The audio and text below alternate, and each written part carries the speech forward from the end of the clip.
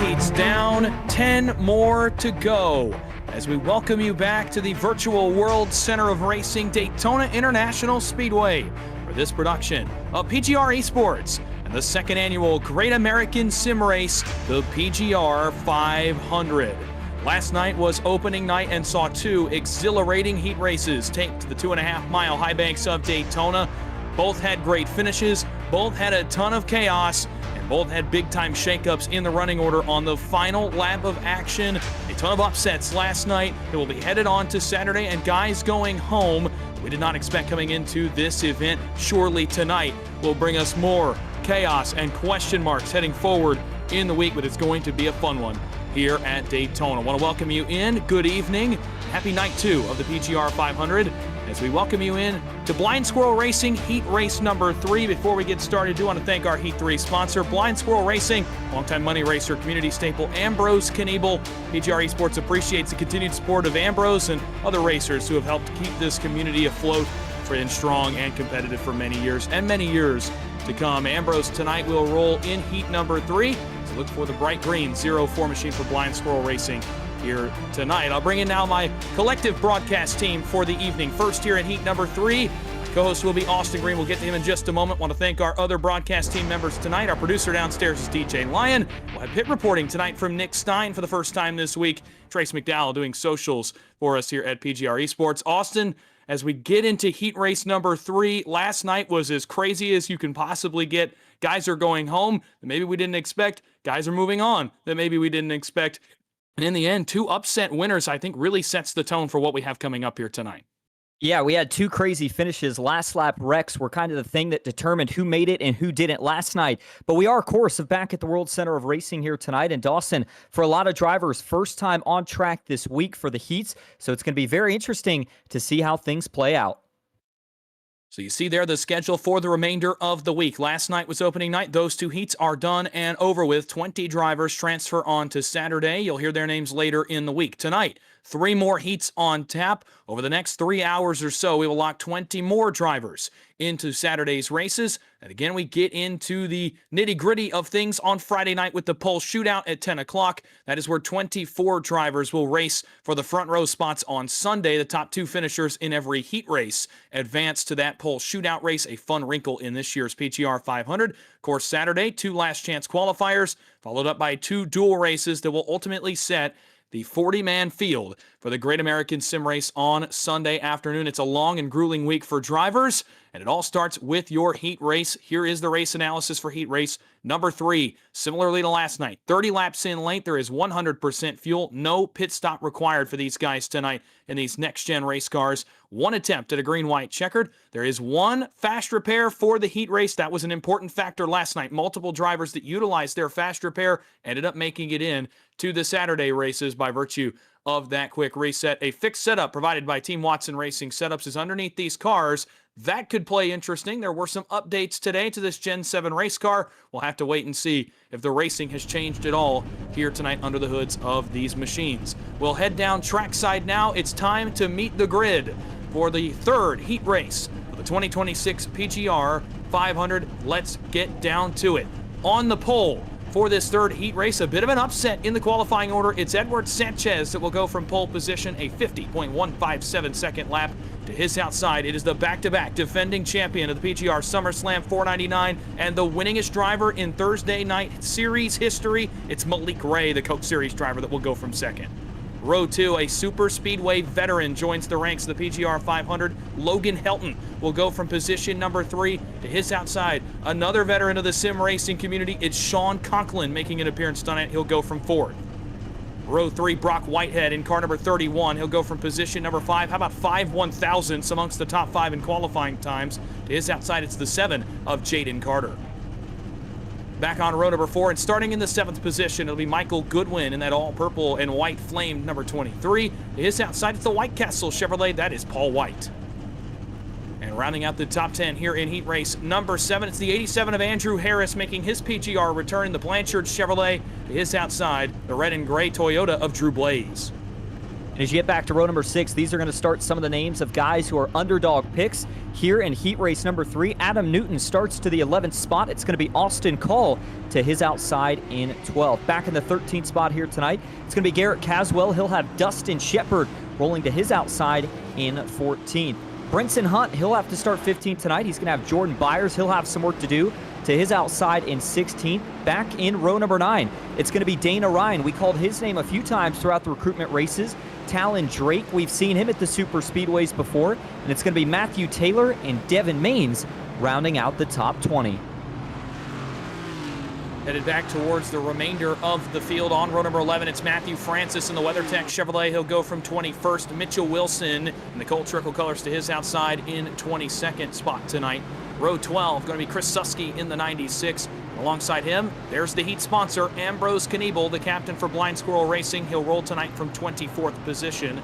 On row 13, it's Dagan Barnes in that white, red, and blue 14. He'll go from 25th. It's Andrew Hansley to his outside in the 26th spot. One more car on the field is Chris Lanus, so 27 of 28 have made an appearance in heat race number 3. Again, 28 were scheduled, 27 are in, 10 will make it forward. I'll remind you of the format quickly before we go green. The top 5 out of tonight's race will advance to Saturday evening's dual races. The 6th through 10th place finishers will advance to Saturday afternoon's last chance qualifiers. The top 2 finishers advance to Friday night's pole shootout, a chance to lock themselves into Sunday afternoon's feature before ever taking a lap on Saturday in the duels. It's a huge opportunity, and it will be an exciting race. I'm looking forward to that one almost more than the Saturday races, for how much those 2 spots will mean. An exciting night 1 last night sets us up perfectly for night 2 of the Great American Sim Race. 3 heats on tap, and what better one to start with than with Edward Sanchez and Malik Ray on the front row for this opening heat race of the night. Let's get down to business. Green flag is in the air. We're racing in heat race number 3.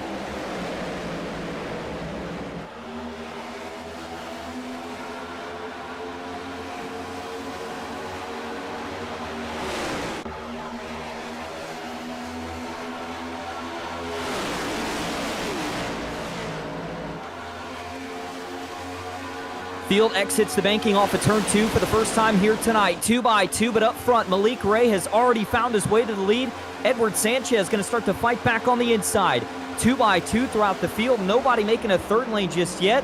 And all the engines now up to full speed. Everybody trying to find who they want to be their dancing partner. Sean Conklin doing all the pushing, though, up top. And that second lane's got some momentum. Malik Ray trying to lead lap 1 at Daytona.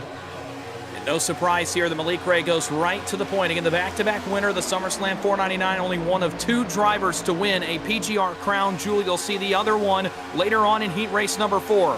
Ray top to bottom on the nose now of Sanchez. That leaves Conklin topside with Jaden Carter. They will now lead the outside charge. The 11 of Paul White hanging around as well in that White Castle Chevy. Last night I noticed early aggression in Heat 1 to go right to the third lane. It was led primarily by Rajah Caruth. Since then, there really haven't been a ton of early moves to the outside. It's a feeling out process for a lot of these guys to try to get comfortable running up there. No feeling out up front, though. Conklin to the lead on the push from Carter. Carter says, I want a piece of that, too. He'll jump to the left side door of Conklin off of turn 4, and all of a sudden, Ray relegated from 1st to 4th as Conklin regathers the lead. He'll have the help of Paul White. Conklin leads lap 2. And the qualifying really did determine kind of the strength of this field. We saw the guys that we would expect to run up front here at a track like Daytona. They qualified up front, and that's where they still run now. Sean Conklin and Jaden Carter currently sitting 1-2 as they lead the front row. Malik Ray's got a good tandem going here. The bottom starts to roll a little bit, but Dawson, I look further back in the field. Some of these guys that are going to be underdog picks, not only tonight, but throughout this week as they try to advance to the feature on Sunday. Austin Calvo, he's already picked up 3 positions from where he started this race at. He continues to slowly work his way to the front, and he's got a lot of time to do it. No third lane just yet. Now we've got one car way in the back trying to look third. Yeah, a couple cars are starting to peak. Now one up front. How about Sanchez up and around Malik Ray? Sanchez to the outside for the race lead as it's Dana Ryan was out up top. Sanchez will bring Conklin with him, and all of a sudden, how about 2 rows of 3 wide up front? And guys start to see that. That's Blaze in the outside now, third in line. One more car coming to their aid as well, and all of a sudden it will be 3 wide, 4 rows deep here at the front. Sanchez trying to hang on for dear life as Sean Conklin pushes him up the outside. It was a great move off the bottom by Logan Helton to cover the gap in the center lane and go to the push push of Malik Ray, but it's not enough. The top lane wins out. Sanchez to the lead. He'll go now to the middle, but he's in a bit of no man's land here in the entrance to 3. Malik Ray had fallen about a car length off. Now he'll get the shot here up the banking. It's Conklin and Sanchez for the lead as Carter gets buried just a little bit there on the bottom, 3 rows back. That was a really brave move by Edward Sanchez. A lot of guys would be a little bit intimidated to try to jump out on one of the Coke Series winners. Is Malik Ray now going to go back to the bottom of the racetrack as he says, hey, you split me last lap, I'll do the same to you this time. Meanwhile, up front, we're getting ready to see another battle for the lead. How about Talon Drake now, trying to see if he can make something happen here on the outside. To the bottom, you see the 82 trying to draw even, but up front, Sean Conklin leads the way at Daytona. Yeah, Conklin, again, one of the more experienced drivers in the field to this point. He's going to have a challenge now from Drew Blaze. Byers will stay up top. That's Jordan Byers, that yellow 27 machine. He has come forward 14 positions in the opening 5 laps to put himself well inside the transfer positions. Out back, bonsai move. Sanchez back to the middle. He'll go to the push of Malik Ray. They have Talon Drake and Paul White with them. And I'll tell you, as they come off turn 4, this resembles more of the next-gen racing we saw last year in the PGR 500. This year's package, a little bit less reliant on this kind of go up to the wall and hope the outside works. So far tonight, the outside's kind of been the place to be. Now Malik Ray gets a bit of a drive through the center. He'll have Sanchez with him. Talon Drake trying to clear a spot on the bottom. That's in front of Drew Blaze. Byers down in front of White, and guys start to fade off the top. So right as we went to that top dominant racing that we saw so much last year, the top begins to fade as Malik Ray led the charge back down all the way to the double yellow line. Helton leads the top. He's got Austin Call. You talked about him, Austin, a moment ago. Call is now second in line up top. No conservatism from him. A guy we looked at in that recruitment race last week as a potential name to watch. He is up in the action early. Yeah, and he's very aggressive. He's got one of the best super speedway aces in front of him, Logan Helton, the 63. How many times have you heard that name in some of these big 500-mile events? But he's got to advance to the next round if he wants a shot at the big money at the end of the week. The 46, couple spots back, that was Mitchell Wilson, who briefly got into the inside wall. He was able to catch it as now you ride on board behind Logan Helton. He's getting a lot of push right now down the super stretch, but up front, still leading the way, Sean Conklin, very comfortable at the moment. He's got Malik Ray pushing, and I'll tell you what, Dawson, I think that duo has gotten very comfortable. Edward Sanchez, though, we saw him make that aggressive move earlier. Does he think about doing another one here in the next couple of laps? They're trying to get that middle lane rolling. You're still on board with Austin Call, and it is starting to move now as Call bounces on the back of Helton just a little bit, trying to grab a little bit of engine temperatures, and even as he has bounced off the back, now Malik Ray starts to cool. That outside continues to work forward. You see the momentum continuing to be on their side. This is a little bit different from last night. Reminder, last night he won. Jason Wallet was the leader of the top lane, and they had about this same gap.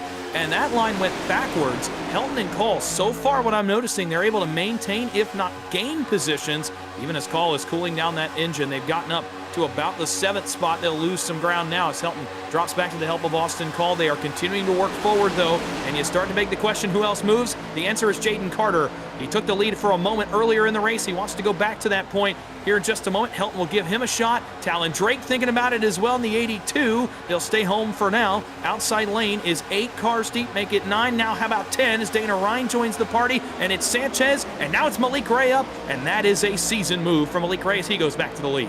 One of the big differences we're seeing tonight from what we saw yesterday is both lines are working equally, and it's all about who can get the better help. Malik Ray back to the high side, Sanchez on his back bumper, but I was looking further back here. Talon Drake, who is now up to 3rd, he has picked up 15 positions, and now Sanchez with another big move. Drake is going to follow him down to the inside. Edward Sanchez not playing nice with anybody right now as the 26 wants to go back to the lead, and he's going to do it through 3 and 4. We're coming to 21 laps to go, and the 2 favorites so far tonight have been Malik Ray and Edward Sanchez. Yeah, and they're putting on a show here at the front of the field, by the way. Again, if you thought last night was racy, it's almost felt more racy tonight with this setup underneath these Gen 7 race cars. Malik Ray back to the point. He's got Carter with him. Tell you what about the performance so far from Jaden Carter as a pusher and as a guy who's willing to step out and take the lead, although right now he's going to get a challenge from one of the aces. That's Helton. On the outside, he brings Austin Call to the party, although they're a little bit high on exit. Helton may be the odd man out here. Austin Call got to his left for a quarter panel. Helton will get lucky to get a push from Byers there in that 27. Unfortunately, the work will go unnoticed from Byers as he will go all the way to the help of the 46 further back. As, yeah, man, that's a tough break for Jordan Byers. He's going backwards now. All of his help bails as well. The most lonesome man in virtual Daytona is Byers. Almost gets hit. He will get hit. Dagan Barnes is around. Byers is in it. Dana Ryan is going to get in it, and the caution flag's out on lap 20. Dana Ryan's going to collect a few more big hits coming across the tri-oval as we get about 3 more collected. I saw the WeatherTech Chevy involved. Looks like Matthew Taylor's going to squeak through, but Matthew Francis may have some damage. Going further back in the field here, Andrew Hansley, he makes it through. Christopher Suski, Dana Ryan, both involved as our first caution is out here tonight. We'll start to take a look back here at the replay in just a moment. You see Dana Ryan sitting there on the pit lane. We'll get an idea of what sparked this first incident. It was back around Dagan Barnes and Jordan Byers. Barnes squeaks around a little bit there on corner exit. It's similar to an incident that we saw a little bit last night, which was not really a netco. You see those cars kind of phase together just a little bit, and it gets both of them out of shape and gets them sideways. And Dana Ryan, unfortunately, he's going to get hit a couple more times in the exchange. You see there Barnes, here comes Ryan as Byers drives away, and other cars are going to come on. That's Taylor in the 44 as he's involved, and more cars slide through. That's the WeatherTech Chevy, I believe the 97 is involved as well towards the tail end of the field. That would be Matthew Francis. Ambrose Kniebel may have gotten a piece of this as well, the heat sponsor. You're on board now with his Seattle Seahawks machine. He was all the way in the tail end. He was one of the last cars in this lead pack. So you get a good view of the chaos unfolding in front of him. And I'll tell you, Austin, we saw some of this last night, and it's been a problem with this Gen 7 car for a couple weeks. A couple cars get almost phased together. You see more come in. Man, Kniebel does get in, and he gets in to Francis right there. A couple of other cars slide in as well. And Austin, we've seen this problem happen with these cars before, but man, tonight it bites a couple guys here in the heat race. Yeah, it's a tough break. You know, I was looking back at it, obviously, when we were showing you the replay there, and it seemed like for Dagan Barnes, he kind of found himself in a little bit of an odd spot. He had a car up top, a car down low, and I think he figured he could kind of slot into the outside lane draft, but just nothing really doing there. Either way, we've got pit stops underway for the first time here tonight, and our pit reporter, Nick Stein, is down with some stories. Actually, prior to the first caution, figured out Malik Ray ends up having a little bit of front end damage from, I'm assuming, what could only be that 3 wide moment they were having there towards the start of this race. It looks like he is sitting on pit road getting that fixed, but other than that, not much to report, but a lot of people are complaining about how bad the bottom line is. Interesting to note, because this setup on the bottom has been really good. Obviously, I want to thank Nick for the updates. We'll keep coming to him throughout the night tonight, throughout the rest of the week, to hear from the drivers and get an idea of what's happening on the racetrack. So some front-end damage to the leader, Malik Ray. He is just now rolling off pit road. Rejoin the field back around the low 20s. For the first time, the caution flag is out tonight.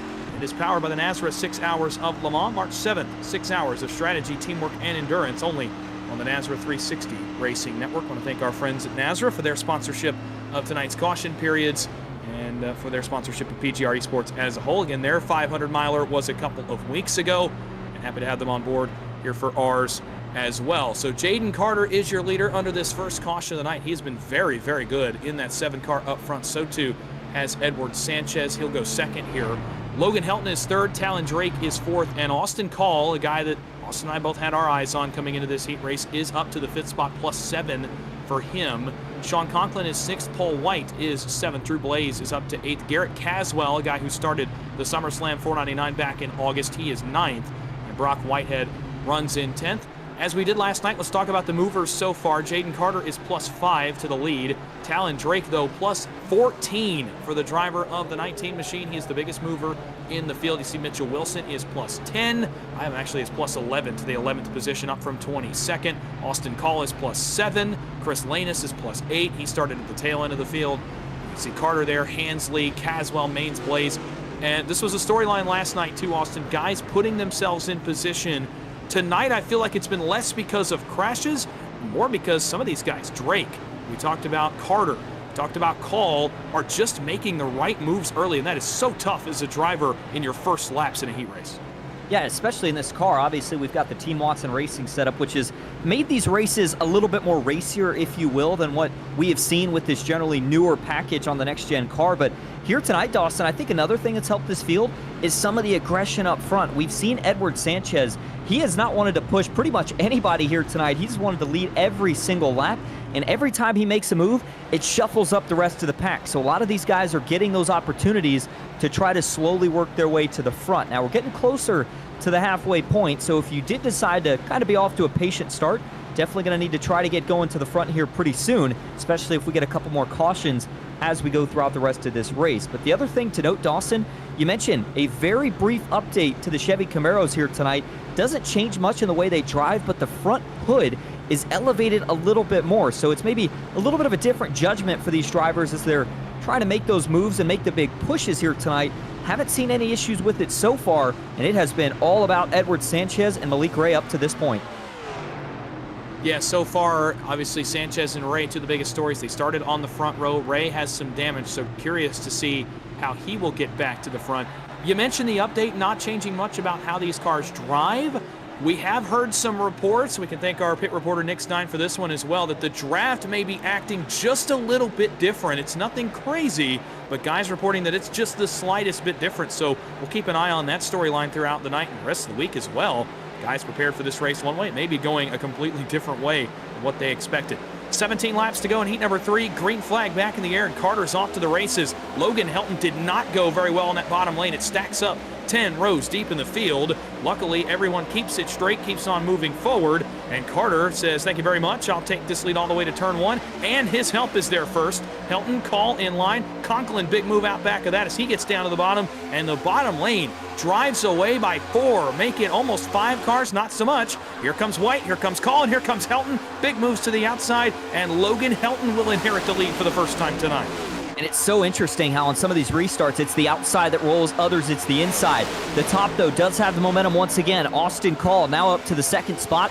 That puts him plus 10 from where he started this race at, but Logan Helton, we talked about him being one of the super speedway aces. He is going to lead him back to the line. It'll be 16 laps to go here from Daytona. And guess who? Further back, Malik Ray, already trying to get this 3rd lane working once again. He's currently in 19th.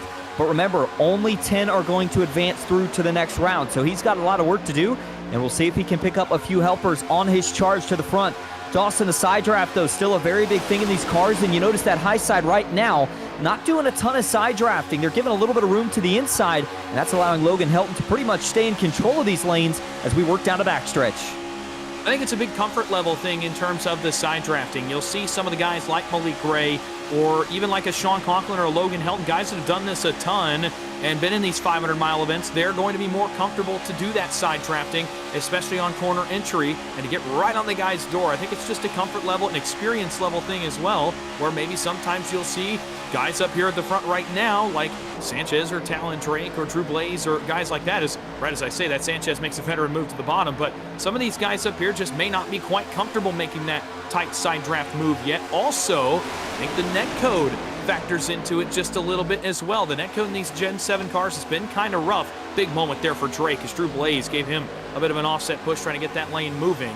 But I think the net code plays into it as well. It's been really, really bad right around that left rear quarter panel on this next-gen race car. And so far tonight, guys are keeping their distance. Drake knows to head to the lead, but Helton and Sanchez on the bottom proves to be too powerful a duo to overcome. Edward Sanchez has run a really good race and moves right across the nose of Drake as he'll lead another one. And Malik Ray is going to jump back to the high side. This time he will get a dancing partner. They're going to try to slowly work their way to the front. Here comes the cavalry. Malik Ray was leading up top, but this time it's going to be the 31 that jumps out in front of him. That's Brock Whitehead trying to make something happen. One of the drivers from the Grindstone Development Truck Series. He knows how to get it done on super speedways. I've had a chance to watch him in the past, and here he is leading up top. Trouble. Big hit to the outside wall. That's going to be a 2-car incident. Caution back out with 14 laps to go, as 2 of them wreck down the super stretch.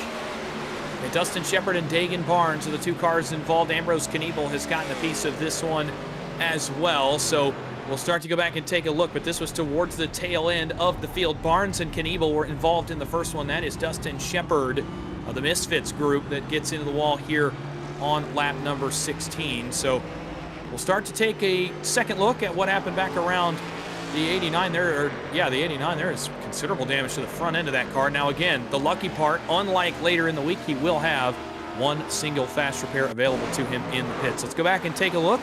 What happened halfway down the back straightaway is T and Dagan Barnes that get together in the middle of the pack. They were 3 wide, several rows deep. Again, that was that Ray and Whitehead group.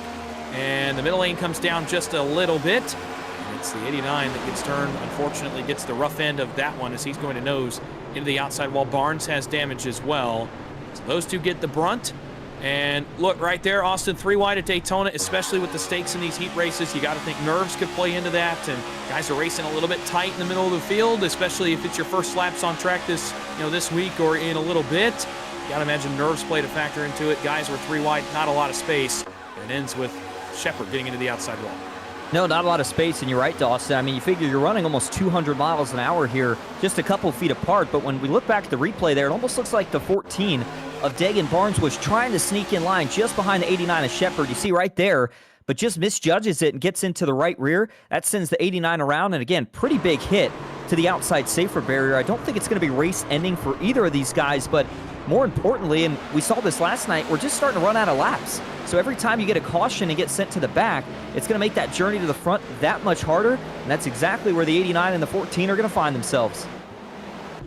Yeah, absolutely, and we saw guys last night get in this position even as late as the green-white checkered and get to the point where they were having to race in 2 laps. Now, at least for these guys, for Shepard and for Dagan Barnes, they're going to have about 10 laps, make it 11 to make something happen. But, for guys last night, we saw it happen in 2, so 10. Plenty of time for the guys involved in that one. We'll get ready to go back under the green flag here on lap number 19. It'll actually be lap 20 that we take the green flag. Dana Ryan is around the paced car. He will get a lap back and be back on the lead lap with the leaders. So new life for Dana Ryan.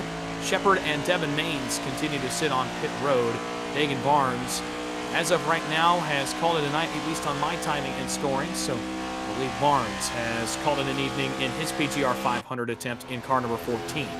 But still 26 in the race, 26 with a chance for 10 potential spots. Let's re-rack them for you as we'll get ready to get the 1-to-go signal next time by. Paul White runs in the first spot right now. A good run for him. A bit of a quieter run than, say, an Edward Sanchez, but White still doing everything that he needs to do. Logan Helton runs in second, right in front of Edward Sanchez. Austin Call runs in the 4th spot with Talon Drake running 5th. Jaden Carter continues his great run in 6th. Quiet night for Drew Blaze so far, but again, doing exactly what he needs to do in 7th. Sean Conklin has been relegated to 8th. I can't imagine it's the last time we've seen Conklin here at the front. Mitchell Wilson is plus 13. He's entered the top 10 for the first time tonight. Michael Goodwin has re-entered the top 10 since starting in the 7th spot for the first time since the opening laps. A couple guys outside the transfer to watch for here. Garrett Caswell is 12th. We talked about Brock Whitehead in the 11th spot. Jordan Byers ran up front. He's 13th. The big story right here, Malik Ray still outside looking in. He is 14th right now. If he wants to continue his run, he'll have to get inside the top 10 to at least give himself a chance in the Saturday races. And look, we talked about the experience of Malik Ray. Austin, he got up to 14th right there, but it felt like his run in the outside lane fell apart just a bit. The helpers could not quite get it together behind him. What is the confidence level? What is the mindset going on inside the 1 car right now as he tries to advance into the PGR 500 Saturday races? It's just as high as it always is, Dawson. You said it earlier. He is the winningest driver in PGR eSports history. He's won back-to-back SummerSlam 499, so he knows how to get it done at all tracks. He's won in the Coke Series, and he knows how to win here at Daytona. But one thing he hasn't won yet is a PGR 500 championship, so he knows how much this one would mean, and it's all going to start with him advancing through the heat race here tonight. Now, mentioning that outside line, I know he wasn't able to get probably as far up as he wanted to, but you did notice a lot of guys were willing to go with him, and he'll have a couple of good pushers here behind him. Brenson Hunt, we'll see what the 98's able to do, and then you look back towards Adam Newton, even Ambrose Knievel in that outside line. These are guys that are going to have to get desperate here and go 3 wide if they want to get to the front with less than 10 laps to go at Daytona. But some of the guys that have been going in the wrong direction so far here tonight, Dawson, you look back towards Dana Ryan after getting involved in that last incident. You did mention he got his lap back, so we'll see if he can go to the front now. Devin Maines, we saw a lot of potential out of the number 5 car early in the heat races, the recruitment races this week, but just has not played out so far in this heat race tonight. He's down 4 spots from where he started this race at, and he's going to have to try to get his way to the front here with 10 laps to go. And Dawson, I know we've talked about it, 5 make it through to the duel, $60 to win, and then 6 through 10th advance to the LCQ. So still a lot of drivers on track, but only 10 are going to have a chance to continue on in the journey to the PGR 500. It's pretty exclusive here out of this heat race. When we get into Saturday, I'm not going to say it gets any easier. I think that's the wrong word to use, but you have some more spots available in later races in the week, especially that dual race. We'll have 40 start each duel, and 20 will make it in. You'd think, well, those are a little bit better odds.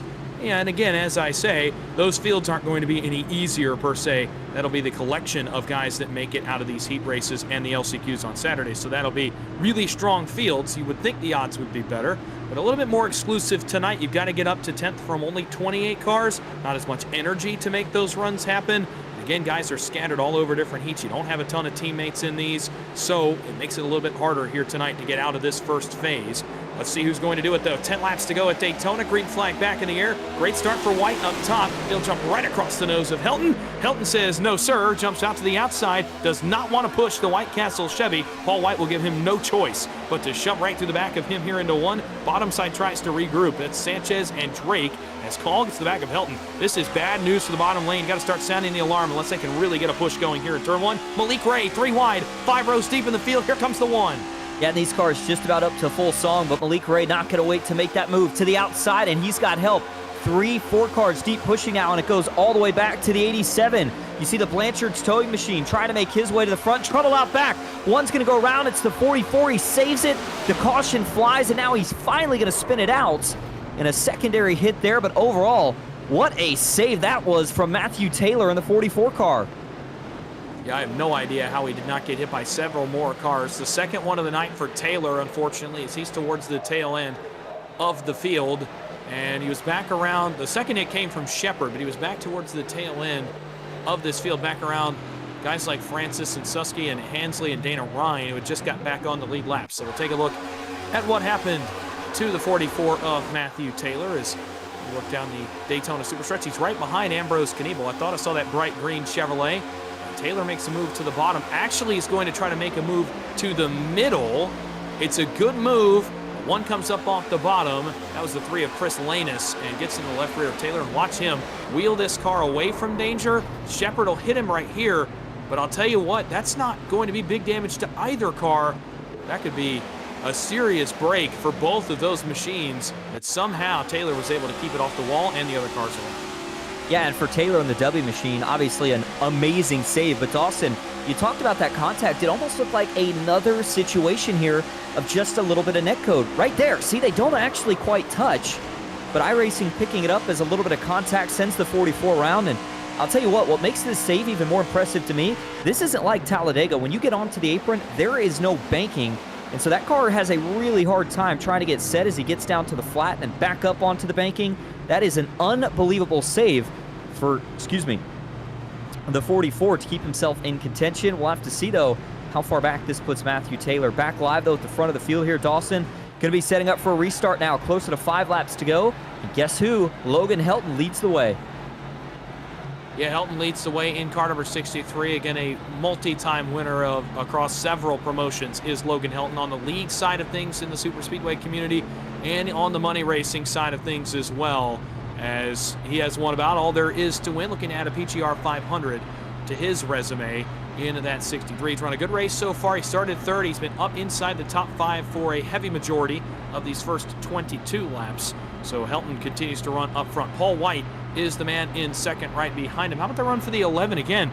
I talked about it as quiet. It was a little less quiet right there as he got to lead the restart back to green. He'll be on the outside of the front row here for this potential last restart. Jaden Carter is third. Again, a really strong run from the 7 so far in this one. Austin Call right behind them in fourth. Edward Sanchez is the man in fifth. Sean Conklin is in sixth. Talon Drake is seventh. Michael Goodwin is in the 8th spot. Drew Blaze runs 9th. Garrett Caswell runs 10th. Most of the top 10 have been there the whole race. There haven't been a ton of changes up front, other than, of course, Austin Call coming from towards the tail of the field, as well as Talon Drake. Everybody else, for the most part, started inside the top 10 and has remained inside the top 10 for most of this race. Caswell is +3 to his 10th place running spot right now. Again, we continue to watch this storyline of Malik Ray. He's the 2-time defending winner of the SummerSlam 499 and the winningest driver in PGR Series history. He is still outside the transfer positions, looking to find a way in. He got as far up as 12th right there on that run, could not get any further, and could not get inside the transfer positions. Now he's in a really good position now to push that outside lane forward and get inside the top 10. But Austin, if you're a guy like Malik Ray, I can't imagine a last chance qualifier spot. I can't imagine that's what he is eyeing here on this last restart. He wants to be in the duels. He does not want to race early on Saturday. Yeah, he wants to be contending for a win here in heat race number 3. He wants to be in the pole shootout on Friday, and yes, go straight through to the duels on Saturday, but he's got some work to do. Only 2 spots, though, outside of the top 10, so I don't know if it's full desperation mode anymore for Malik Ray, but for some of these other guys, Brock Whitehead, Adam Newton, Andrew Harris, Jordan Byers, Ambrose Kniebel, they have all really got to start trying if they're going to get to the front here, because we are running out of time.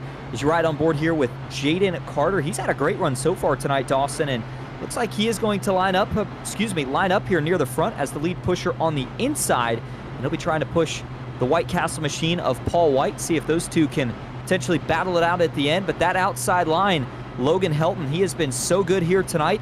Austin Call and Sean Conklin going to line up behind him. Let's go downstairs quickly before we go back under the green flag with 6 to go. Our pit reporter Nick Stein coming in. What you got for us, Nick? Well, Malik Ray was very much irate after that last restart, not getting the help he wanted on that third line, but I am hearing a lot of people saying they are willing to work with him now on a third line if there is one to for.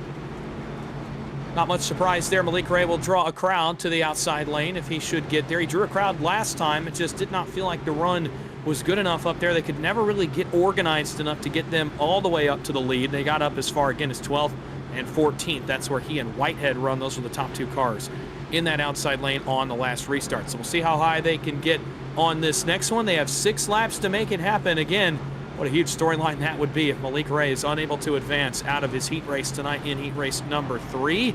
So he will start 12th, just outside the transfer positions, and it will be Helton and White on the front row. You see Logan Helton elects the outside lane. This has been a pattern last night into tonight. Now the leader has typically elected the outside lane for the restart. Leaders do get the lane choice all the way through the week. Helton opts to go with the outside and the help of Austin Call. No surprise to me, he will choose Austin Call for his pusher. Call has been one of the most aggressive pushers in speed weeks.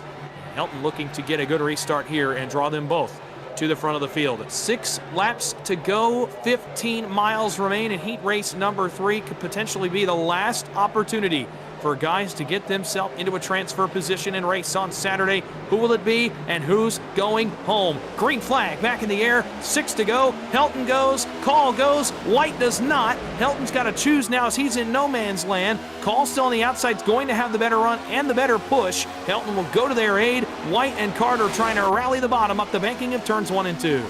And up front for Logan Helton here, he's got a decision. He'll stay middle, but now he's going to have to go to the top or bottom. Further back, Malik Ray already trying to grab right rears. You saw the 87 think about jumping out, but nobody's going to go just yet. And they stay 2 by 2, but guess who got spit out from all that? Sean Conklin in the 54, third lane with no help. Now the 87's going to dive to the outside. 3 wide down the super stretch into turn 3. Third lane trying to draw back even with the leaders. And all that did was give Malik Ray a couple more car lengths of space. If this outside is not able to get going, it's going to put Malik Ray in a really advantageous position here late. They'll get the 5 out the flag stand this time by 5 laps to go in heat race number 3, and the outside's not going away. They're hanging around. That's Conklin. He's followed by that 87 up on the top side.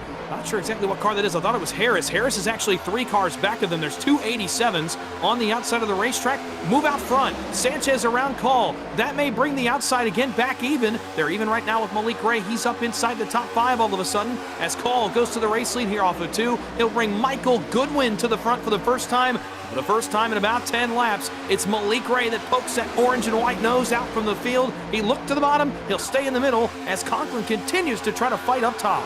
And guess who? Ambrose Kniebel is starting to poke his way through the field. The 04 has made it back up inside of the top 10. Coming to just 4 laps to go. Austin Call, though, leads the way. He's got a big push right now from Michael Goodwin. Goodwin is trying to tandem this group away. Oh, big save. Malik Ray had to catch it. Looks like Brenton Hunt did the same. Hunt's going to get left to the outside. Sanchez follows Malik down. This is unbelievable stuff here at Daytona. 3 wide out back. In Dawson, the mad scramble is on. These guys know they got to get to the front. A race-saving, a week-saving save from Malik Ray on the inside right there going into turn 1 now. He goes second behind Call, who throws the block halfway down the back straightaway. They'll bring Sanchez and Hunt to the party with them. Logan Helton follows in behind. That other 87 is actually the 12 of Garrett Caswell in your timing and scoring.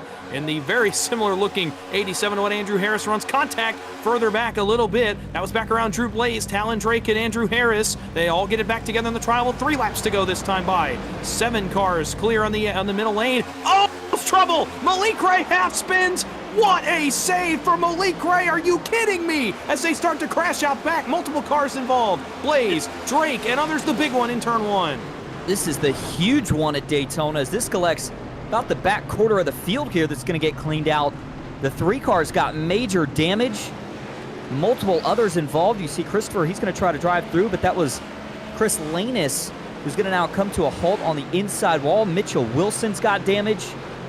I mean, this is going to take out a lot of guys, Dawson, from having a shot at advancing through to the next round. Jaden Carter, man, we talked about him all night. He's destroyed as well, as we'll go back and see what happened here at Daytona. Start to take a look back at the replay. This was in the back half of the field, but it sparks up front as this push from Edward Sanchez is going to get Malik Gray way out of shape. I mean, he is halfway around, somehow gets the car underneath him, but in the scramble and the checkup behind them, there's Drake, Carter, Harris, Dana Ryan, and many, many others are involved in this one. Oh, man, a car gets into it late there as well. Into the outside wall went the City Chevrolet. Oh, man, Jaden Carter all the way down to the inside for his machine. What a tough break for him after a great run. So watch the stack-up start in front of them. White, Goodwin. And my goodness, there's a lot of cars. Blaze is in this. Harris, Ryan, Byers. There's another couple cars to spin to the outside wall. Couldn't even tell who they were at the back half of the camera shot. There are a number of good cars involved. Drake and Carter amongst the ones involved that are going to be heavy hits here, as after a great run for them, it'll likely at least be behind the 8 ball here for what could be the last restart. As you're on board, I mean, just chaos, a parking lot. There's just nowhere you can really go.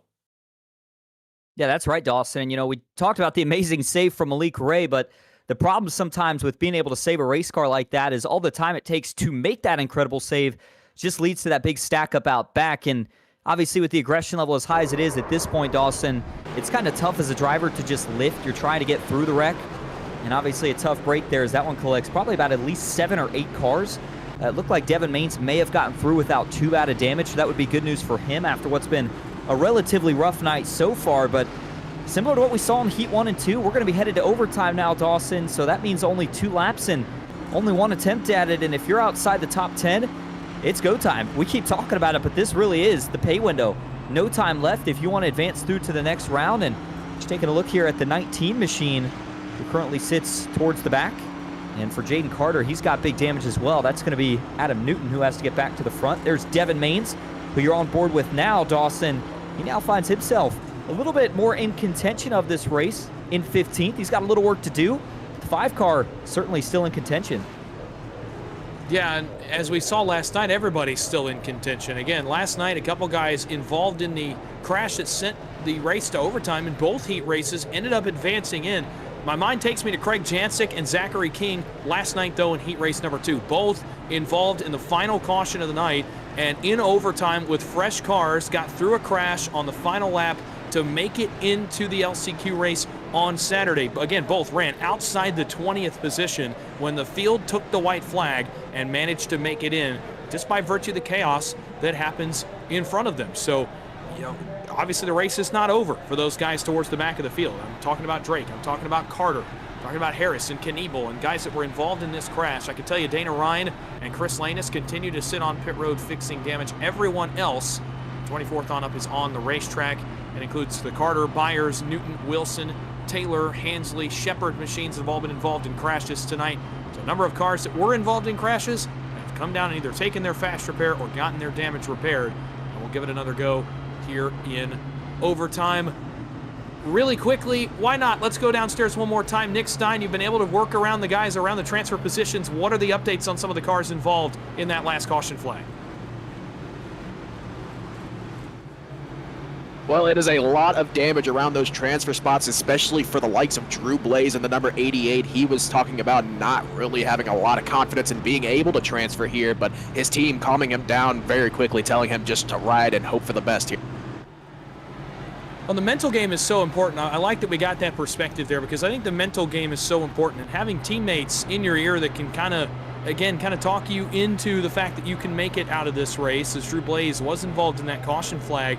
But having teammates there that can say, you know, look, take a breath, regroup, refocus. You can get into this LCQ race. Having the voices in your ear is so important. It's why guys group into these teams, to have those voices around them, not only to work on strategy and to make the right moves at the end and to coordinate the ends of these races, but also to just have guys there to support. And in these heat races with teammates broken up, that can be at times the difference between making it in and ending up eliminated, is just having teammates there to spot for you, to be an extra set of eyes, and also to be that mental support up on top of the box.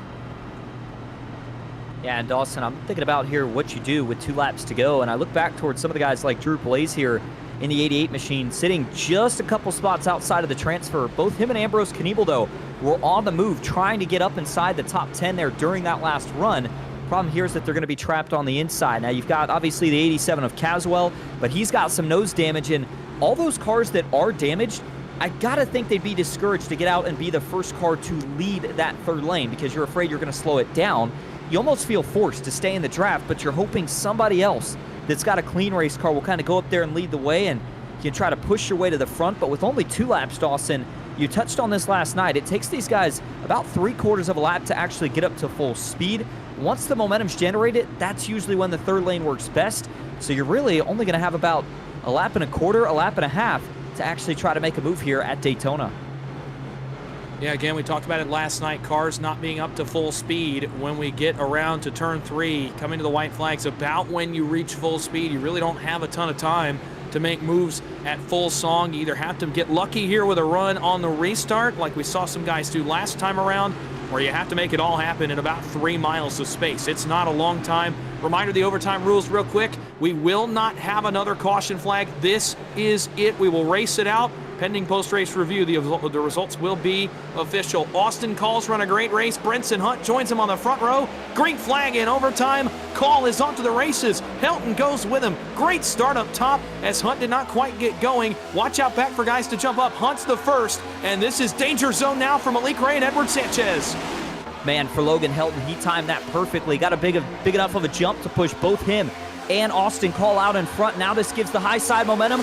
Big move, though. Sean Conklin takes the right rear of the 87, and now that's going to slowly start to shuffle things up even more.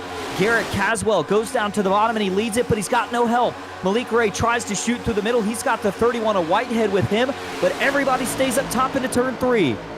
Big move out back. That was around Drew Blaze. He gets hung out of line. He's going to try to throw it back on the wall. That's right around where Malik Ray runs 3 wide. Austin Call off of turn 4. When they come back to the line, white flag is up. 1 lap to go, presented by Bender's Bar and Grill. Oh, man, if you're Austin Call, he has got to be feeling the nerves right now. He leads, but you know Logan Helton only going to stick with that 18 for so long. 3 wide as you get to right around 9th on back. These guys dicing it out for the final transfer spots, but everybody keeps it together. Now the 89 is going to start to rocket through the middle. What can Shepard do? Here we go down the backstretch for the final time. The 98 looks to the inside. Brenson Hunt wants to win, but it's all the 18 of Austin Call into turn 3.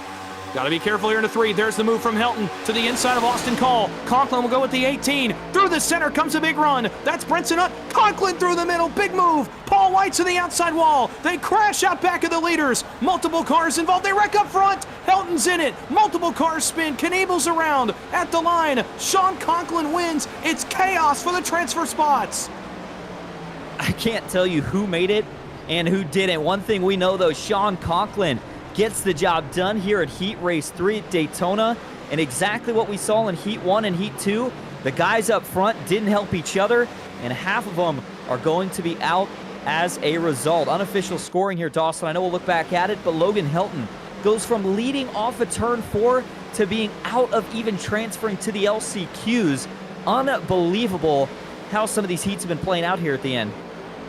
Well, Sean Conklin with the move of the week so far. I mean, that was incredible to get around Austin Call. As of now, by the way, Call, who gets involved in that caution, is in the 10th position. He's the last man in on my timing and scoring. We'll go back and take a look at the replay as Call led to turn 3. Helton, this is a well-timed move to go to the inside and look for the win, but, well, actually, we're going to start well before that with the white flag with Paul White. So we'll take a look at the crash that happened further back first over in turn 3. I thought that Helton's move on the white flag was about as perfect as it gets. He just didn't get the help that he really needed to go behind him. Then Conklin, you're going to see it here on the backstretch. I mean, this is unbelievably high-level stuff to go from top to middle and get between Austin Call and Logan Helton and shoot through a gap that was not there for long. And it worked out in his favor. It obviously does not work out for Logan Helton. We'll take a look at that. as well as they work down the back straightaway. So you're going to see here the first moves from out back. That's Brenson Hunt. He's going to go to the center. Then Helton will go after him. Paul White is the car that's going to get out of shape on the outside lane that starts the chaos. It collects a number of cars in the tail end of the field. So watch Paul White in the 11, up top the White Castle Chevrolet, right in front of Andrew Harris. And again, it's a hit or some netcode perhaps from Shepard. That gets White out of shape. Harris does an incredible job to somehow miss him, but then ends up in the wall anyway. And look at the cars involved out back. Byers, big hit. Mitchell Wilson, big hit. Then up front, contact between Helton and Brenson Hunt starts another crash. Hunt, Call, Helton, and others involved in that one as guys scramble through the grass. Drew Blaze spins in that. He goes from in to out at the end. There's almost too much to talk about that happened on that last 1,000 feet. I can't even mention a ton of the names that are in or out. I'll tell you this, unofficially, Austin, some huge bombshells. Logan Helton is out. The other man out, Malik Ray in the 1. We'll take a look at the race results. Sean Conklin gets the win. That is official as of right now. Brock Whitehead drives forward to second. Matt Taylor, what a recovery for the 44. He goes forward to third. Garrett Caswell comes through to finish fourth. And Edward Sanchez advances into the duels in the fifth spot. Then it's 5 drivers that were not in off turn 4 and end up in regardless. Devin Maines goes 6th. Andrew Hansley goes 7th. Talon Drake is in 8th. Brenson Hunt finishes 9th. And Austin Call in by the skin of his teeth in 10th. Those are the 10 that will advance. And Dawson, it's a tough break here for Drew Blaze, Michael Goodwin. They finish 11th and 12th. But the biggest bad break out of all this, I think, has to be for Logan Helton. He finishes in 13th. He was battling for the win coming off of turn 4. Before they get into the tribal, he gets turned into the outside wall and will not have a shot at the 2026 PGR 500. Jordan Byers finishes in 14th here tonight. It's going to be Adam Newton in 15th. Dustin Shepard, another driver we saw near the front there, coming down to the end. Doesn't pan out for him. He takes 16th here tonight. It's going to be Mitchell Wilson in the 46, who will finish 17th. And Malik Ray, the Coke Series winner, not going to have a shot this year at winning the PGR 500. He finishes in 18th. Tough break for him. Jaden Carter as well. Not going to have a shot. He finishes 19th. And it's Chris Suski who rounds out the top 20. Paul White, what a great run for him here tonight. He finishes 21st. Ambrose Kniebel, the heat sponsor, is out as well in 22nd. Matthew Francis goes 23rd with Andrew Harris in at 24th, was also in a transfer spot in turn 4. Dana Ryan finishes 25th. Chris Lanus finishes in the 26th spot. And, of course, Dagan Barnes, we mentioned his night ended early. He finishes 33 laps down, back in the 27th position. We will take a moment here and start to debrief. We don't have a ton of time before heat race number 4. We would like to talk to the heat winner, Sean Conklin, if possible. I don't see him quite yet. So before that happens, Austin will start to regroup from heat number 3. A crazy one, and as we start to go down the list of guys that we expected to make it in, there are a number that will not be advancing any further. And when we talked about the tough break to Jaden Carter, he is out. We talked about Andrew Harris being in. He is also out. Ambrose Kniebel is out. The 2 big names, though, that stick out to me, Helton and Ray, do not advance out of this third heat race. That's 2 huge chess pieces off the board here early in the week. Yeah, chess pieces for the field and for certain teams. I mean, this is what we talk about the beauty of these events, though, Dawson. Obviously, you feel for Helton and Ray, but for a lot of drivers, they're saying, hey, we've got a much better shot because you just took out 2 of the super speedway aces here before we even got to the LCQs. And the other thing that does, some of the bigger teams that, guys like Malik and Helton would work with, they're going to be missing 2 key pieces to the puzzle. So as we start to go on throughout this week, you're going to see some of those ripples of these guys that were not able to make it through the heats and how it affects their teams as we get into the duels and then eventually into the feature later on this weekend. So obviously a lot of things to break down, Dawson, but overall, a lot of excitement and chaos once again to end Heat Race 3 here at Daytona. Yeah, absolutely. Chaos is the name of the game in some of these heat races, and a big deal of chaos there dealt in turn 4. We'll take a quick moment now before we transition over to heat race number 4 and get to talk to the race winner of a chaotic heat race number 3. It's the driver of the 54 machine, the move of the week for Sean Conklin as he gets the win here in heat race number 3. We'll get a chance to talk to him in PGR heat race victory lane. Sean, it's the boys in the booth. You got a copy? I do. Well, boy, a chaotic one at the end. There was some great racing tonight, and I thought so far the move of the weekend to go 3 wide. Take us through the last lap scramble as you end up in victory lane here in the third heat race. Yeah, honestly, on that last lap, I just told myself I crossed the line. I was in 4th. I told myself no risks. Honestly, I just was gonna sit in line, I was thinking everybody would just sit in line as well, but that obviously did not happen because the entire field was 3 wide. So, I mean, there was a couple cars that went low, and I just stayed on the top, just try to protect in the right rear.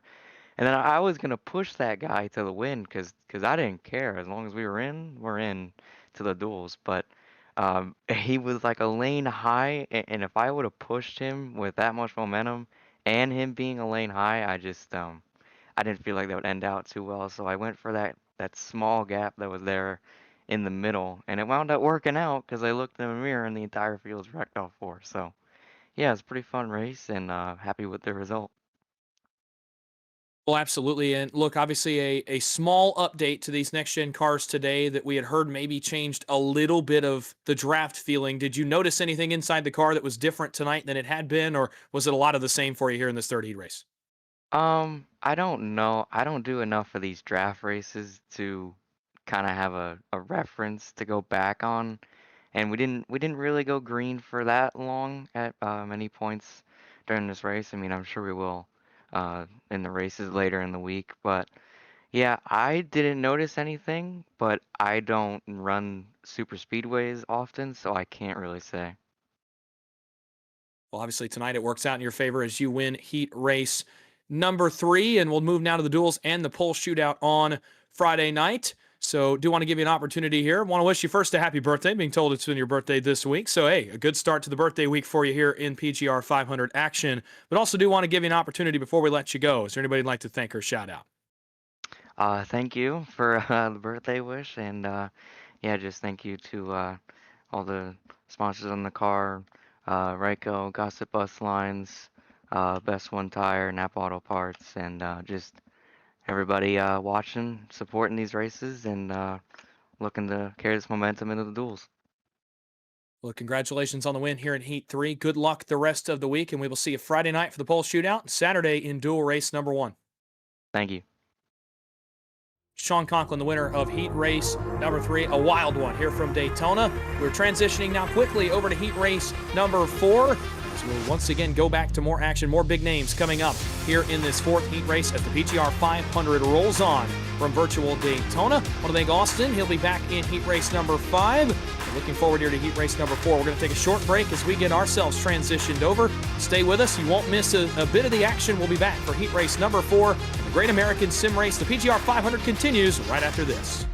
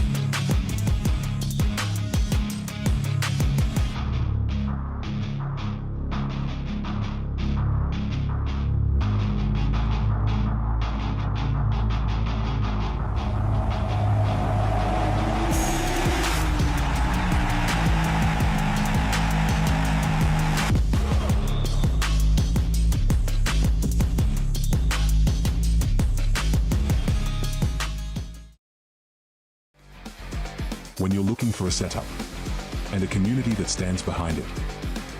Team Watson Racing Setups. Serious setups. For drivers who are done guessing.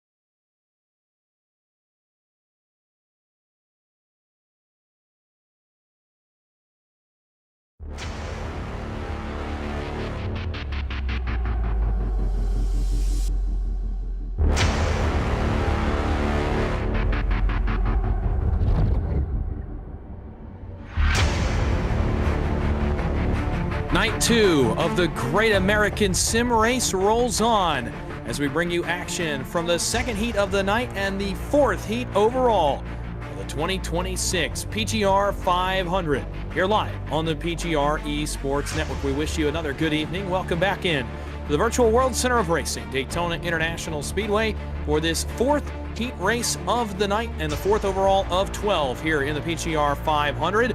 This fourth heat race, as we will welcome in our partners and welcome in our heat sponsor. This one is brought to you by McCullough Motorsports Money Racing, your home for super speedway money racing throughout the week and a seasonal super speedway team series, which is about to get started in the next couple of weeks. Don't forget to join their Discord and stay locked in for upcoming events. And as we welcome you into the fourth heat, before we introduce my broadcast partner, I'll tell you our producer downstairs is DJ Lyon, and we'll have words with our pit reporter Nick Stein throughout the race as well. You heard from him back in heat number 3.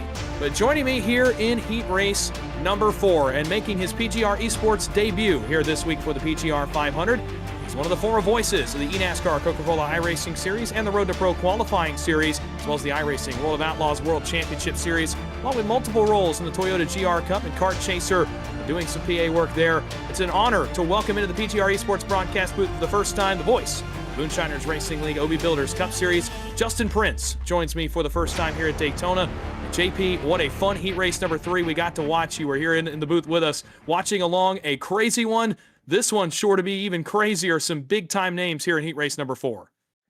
To say the very least, this is another stacked field. But as we've seen so far this week, having a stacked field can be completely scrambled in the final few moments. Over the course of 12 heats, you have a lot of talent coming on through the doors, but it's about survival. In this race, you have so many different names trying to make sure they're a part of that top 10 at the very minimum to be a part of those duels or those LCQs. And when you talk about a race like this with Michael Cozy Jr. in it, with Daniel Falkingham, with a lot of the other names scattered in, you're talking about star power yet again. But when 30 laps of racing happens, as we'll see here tonight, anything can happen. And as we've seen last race, you better be in the right spot when the mayhem strikes off at turn 4.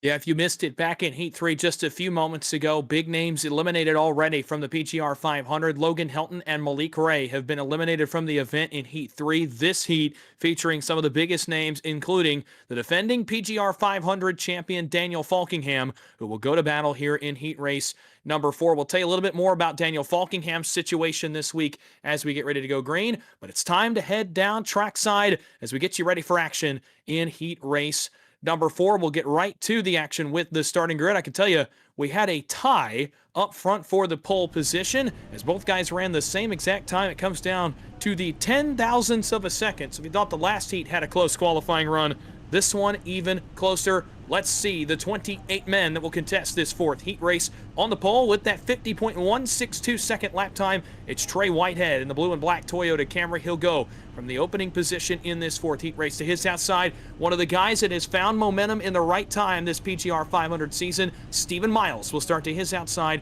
in the second spot. Back on row number 2, it's Gage Wenzel in car number 36. He'll go from third. Devin Sprecher makes his PGR return in car number 26, a same paint scheme from last year, in the 4th position. Back on row number 3, it's Alex Coffey in the 54 machine. We know he is fast anywhere he goes. He'll start from 5th. Matt Patton will start to his outside in a brand new look for him, black and camo, aboard that 3 in 6th. On row 4, you know him well. It's Michael Cozy Jr. that will go from position number 7, one of the veterans of the super speedway scene. Alongside him, it's Alexander Kroenke in the 57 machine in position number 8. And rounding out the top 10, it's the Misfits Racing League's Jake Sylvia, and alongside him, Brandon Minnick will go from position number 10. 11th spot tonight goes to Max Dana, who will start just 38 1,000ths off the pole. DJ Thomas starts alongside to round out row number 6. Chris Blanchard will start off in the 13th position. The 9 machine will roll next to Corey Moore, one of the Precision Speed Solutions machines, several of them actually in this field in heat number 4. Brian Chu looks to make sure the field doesn't spin him out and chew him up. Chris Davis, he'll try and roll off for the 16th spot in his TWRS-powered machine. Corey Taylor starts off 17th tonight. Then it's going to be Nicholas Herblett who starts towards the middle to backfield. Dwayne Drummond will start alongside Tabula Rasa eSports owner Derek Watson, your top 20, Dawson. Back in row number 11, Cody Knott of the Nazareth Group will start from 21st. Alongside him, Adolfo Delgado. Remember, he was on the grid last night in Heat 1. He'll go tonight in Heat 4 from the 22nd starting spot. Row 12, it's Jonathan Carter, the Busch Lights Chevrolet. He'll go from 23rd. Another City Chevrolet, Stephen Callahan, a little bit different look aboard him, black and green. He'll go from 24th. Row 13, it's Howard Strother Jr., the Mountain Dew Pitch Black Machine in 25th. Nolan Kelly will go to his outside, another Precision Speed Solutions driver in 26th. And the final man in the starting grid is the defending winner of the PGR 500 and one of the winningest super speedway drivers on the service, Daniel Falkingham. He'll go from 27th. A note about Falkingham as we get going. No matter the result tonight, Falkingham does have a previous champion's provisional into Sunday afternoon's PGR 500. So he will start no matter what. Could very well go into the reasoning of why he did not run a qualifying lap. He is going to choose to start at the tail end. So regardless of his result tonight or on Saturday, he'll have a spot in Sunday afternoon's feature, regardless of where he finishes over the next few days. Heat 3 was as crazy as it can get in the last 1,000 feet. Heat 4 is going to surely be more of the same. Some of the biggest names in the event are featured in this fourth heat. We'll be a third of the way through the preliminary races when this one goes checkered in 30 laps from now. The format is the same. 5 will go to the duels. 2 of them will go to the pole shootout. The first and second place finishers, 6th through 10th, go to the last chance qualifiers. Everyone else will go home. It's time to find out. Something has to give. We are ready to get it underway. Green flag is in the air. We're racing in heat race number 4.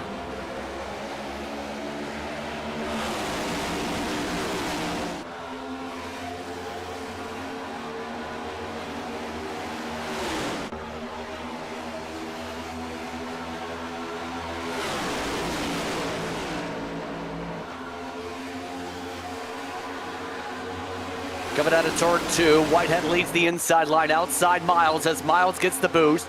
At the middle line, tries to pick up momentum. At least a couple drivers trying to stagger out to the outside. That includes Herblet, but everybody else electing to stay 2 by 2 as they rumble through 3 and 4. So far, both lines staying fairly even, Dawson, to begin the action down to the front straightaway. Very similar to heat race number 3 just a few moments ago. Nobody really trying the outside lane here in the early stages. A lot of 2-wide racing all the way back. When it got started in heat 3, it got fast and furious quickly. But so far, everybody playing nice, minding their P's and Q's early, not for long. Couple cars out back starting to make moves on the outside lane of the racetrack. That's Falkingham. He's got one car with him as well, in line as he works his way to the front. The defending champ wants to come and swing with the guys at the front of the field. It doesn't quite work for him. He's gained some spots. He'll duck back in line, but not for long. He'll jump right back out there. Falkingham on the move early into 3. And this is a move we've seen from Malik Ray earlier on tonight. Peel off drivers one by one, fill up the hole. Once you get the side draft, block down to the bottom. But others are joining in on the fun. Includes the 48 Adrina. You also have moving up in Minnick. A lot of drivers trying to get the third line to roll up against the wall, try and carry the momentum all the way into the top 10 into 1 and 2. Yeah, they're trying, but it's not really working now. As Minnick jumped up, it really has fallen apart for a moment. Now they start to roll here on the banking of turns 1 and 2 and off onto the Daytona Super Stretch. They get alongside DJ Thomas. That was about the 10th position. Now up to block is Smirker. This is a really early move from the 26 to go all the way up. That allows Miles to take lead trouble. Minnick gets turned. This is that phasing netcode in big trouble here in turn 3. Multiple cars involved. The big one strikes on the entrance of turn 3. Double-digit cars around. Sylvia is in it, and many cars are in it. Smirker is involved. Minnick is involved. Dinda is involved, and others as a huge crash erupts in turn 3. As a 360 caution flag coming out here as a result, and this is going to take a lot of fast race cars and put them in an absolute fast repair situation. Falkingham, one of the names in it here, Dawson. They stacked up big, and it all really started with the phase out here. A lot of people with meatball flags because right about here, you see that blink on the outside? Once they start phasing in like that, there's not much they can do once they are immediately stuck 4 wide when they become unglued.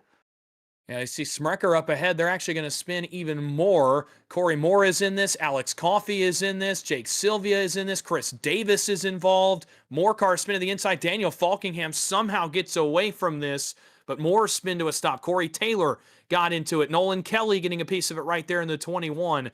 More cars coming to a stop out back of them as well. And this one was big when it sparked up at the end of the back straightaway. You're on board with one of those Precision Speed Solutions machines. That's Kelly. It was on the outside. He'll go to the middle. But you're going to find very quickly here that the track will get blocked up around where Minnick is going to go around. And there's just not much you can do to get out of these crashes in the middle of the field. We'll see on board from Kelly here. Watch this. They'll stack up. You see the blink out. Minnick comes back in. And by the time he gets down here to turn 3, he's on the brakes. But there's just not much you can do. Man, a couple cars are airborne in this. That was Cronky, the 57. And Kelly right there, he got lucky for a moment, but gets into Corey Moore and Jake Sylvia and Alex Coffey towards the tail end. A number of heavy-hitting names involved. Now, they do have a fast repair, but I'll tell you, that's not the start to your race you wanted. You did not want to use that on lap 4. I was listening to a couple of the channels drivers had in regards to their Twitch feeds. Malik Ray, when he had the damage, said, I really, really do not want to use this. He elected to get the manual repair. Wouldn't be surprised to see a lot of people do that here with the early caution flag and how many yellows we got. But there's not much you can do when you try and go for a push and you immediately phase through cars, because at that point you just have no idea where you have others pushing behind you. And that caused the absolute calamity, the worst possible part of the pack. Already half the field having to come down pit road, and we're not even 6 laps in. Yeah, that's not a good start for a lot of guys. A good sign for the guys up front, though, as we head back to live action, that the guys behind you now are at a severe disadvantage. The guys that managed to make it through that are going to be at a bigger advantage from the guys behind them in terms of not maybe having to take a fast repair, not having to take damage repair, and now having some track position. I look at guys like Cozy, guys like DJ Thomas, guys like Brian Chu as guys that got through that crash that are now in a really good position. Let's go downstairs before we get back under the green flag. We'll welcome back in our pit reporter, Nick Stein. He's got an update for us from pit road. Well, Justin Prince stole my update just for a second. I was going to say a lot of people choosing to use their fast repairs here, but there is a lot of people, or excuse me, there is a few people who are deciding to go ahead and just get the damage fixed and save the fast repair, expecting multiple wrecks in this one. Not a bad idea, if I do say so myself. No, not a bad idea at all. You heard Justin mention Malik Ray in heat number 3. Malik managed to get that damage fixed and get back to the front. Obviously did not end the way that he wanted it to, but did manage to weather the storm, if you will, and get through the middle portions of the race and not have to use that fast repair, so you do have it in your back pocket later on. Looking on board with Daniel Falkingham, he did get a piece of that again.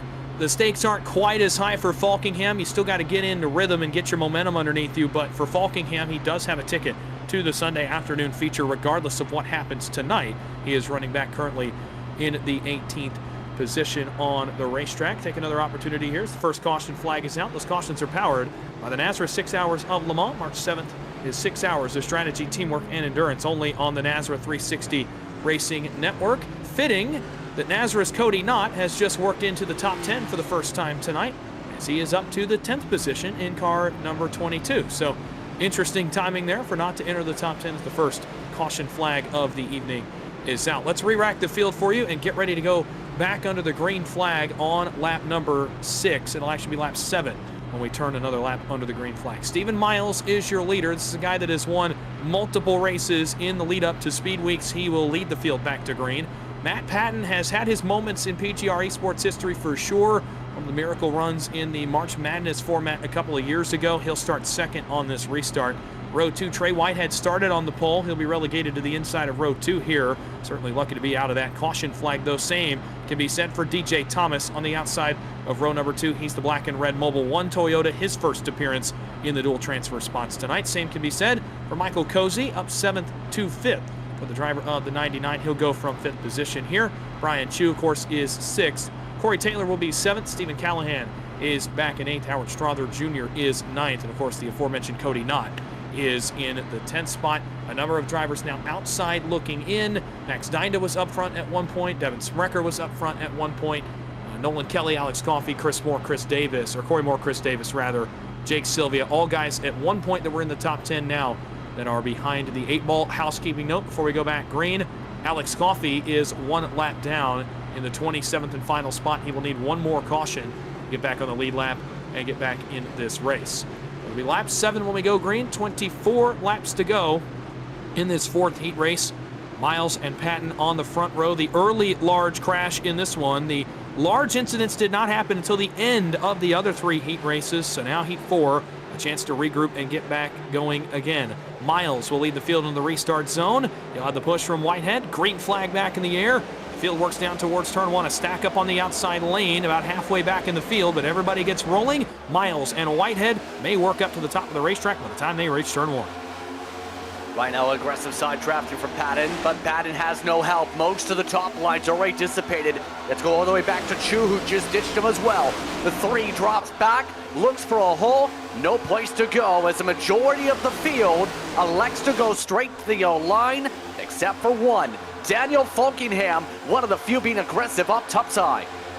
Yeah, Falkingham was trying, but again, no help comes through for him on the outside lane, so he will duck back in as well. Further back guys start to try to make moves. Now Falkingham will jump out again. This time he'll have Delgado on his back bumper, and Falkingham starts to work forward, but his help is blinking. Now his help will be maxed out. That's the 48 machine on the outside. Only 2 cars. Now they start to jump out of line. Patton jumps out. Callahan jumps out. Strother jumps out. Bit of a scramble there as Dinah bails back to the bottom. Falkingham is stuck down the top lane, tried to split the 17 of Callahan. Unfortunately, we'll have to push him. And the 3 of Patton is out in front of that lane. Here comes the top side. They're about to re-enter the top 5 when they work on the Daytona Super Stretch. Miles loving what he sees in his mirror right now, but I can't imagine that piece is going to last very long.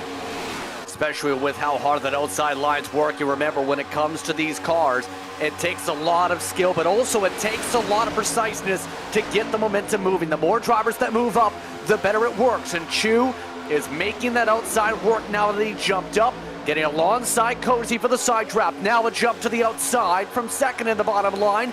Trey Whitehead wants to try and move up for the race lead. They all sync together, and the top line is up in full formation as Whitehead bursts to the lead. Yeah, Trey Whitehead comes to the front of the field along with, we saw Brock Whitehead a little bit ago in Heat 3 make it into the pole shootout. Trey trying to join Brock in that race on Friday night. Chu trying to deny him that opportunity though, as Brian Chu now works to the outside with Patton. The outside lane starting to cycle forward, is starting to bury guys like Michael Cozy and DJ Thomas and Corey Taylor in line. Remember, Taylor and his group behind him got to the inside lane, got caught up to the rest of the pack, and opted not to go up there. Certainly can't imagine they're enjoying that decision right about now. Brian Chu continuously trouble. Chu gets turned right at the bumper in the front of the field. Multiple cars going around, and it's caution flag number 2 and the second one to start right at the front. One more car coming to a stop in the grass. That's Gage Wenzel, and multiple cars have to bail down pit road as Chu gets turned out of the race lead off turn 4. Chaos strikes yet again, and quite simply, that's part of the aggression going on with what was up at the front of the field. And there is a big thing, right, that you'll see pop up tonight. If you push coming out of the corner, you play a risk on spinning somebody out. And for Patton, he was trying to push, and if you get offset like right there, you can turn someone around. Those Chevys have that bit more pointed edge, and it sparks another crash. Yeah, interesting. The front end of the Chevy nose that got changed today comes into play here in this 4th heat race, as it's Brian Chu that got around on the bumper of Matthew Patton. We'll take a look back at the replay here at the front of the field, and you're going to see it right out back as this push gets a little bit offset off turn 4 and sends Chu for a ride. Gage Wenzel is in it as well towards the tail end. He went on a slide through the grass. This is another one that sparks, by the way, right at the front of the field. You see that first push was survivable. The second one was not, as it hooks him sideways. The 17 of Callahan is in it. There's Wenzel. Another car dives to the inside. That was a silver machine. Couldn't quite catch who that was before he went off of our frame. Looks like Carter may be in it as well. That was the Busch Light Chevy. And guys scramble to the grass. I mean, Alex Coffey, Adolfo Delgado, they're having to scramble out of this along with the guys that bailed down pit road. Again, not entirely sure who that silver car was that got through it. It might very well have been Chris Blanchard in the 9. It looks like it was. One of the title sponsors of the event, Chris Blanchard, carrying that towing company on his machine.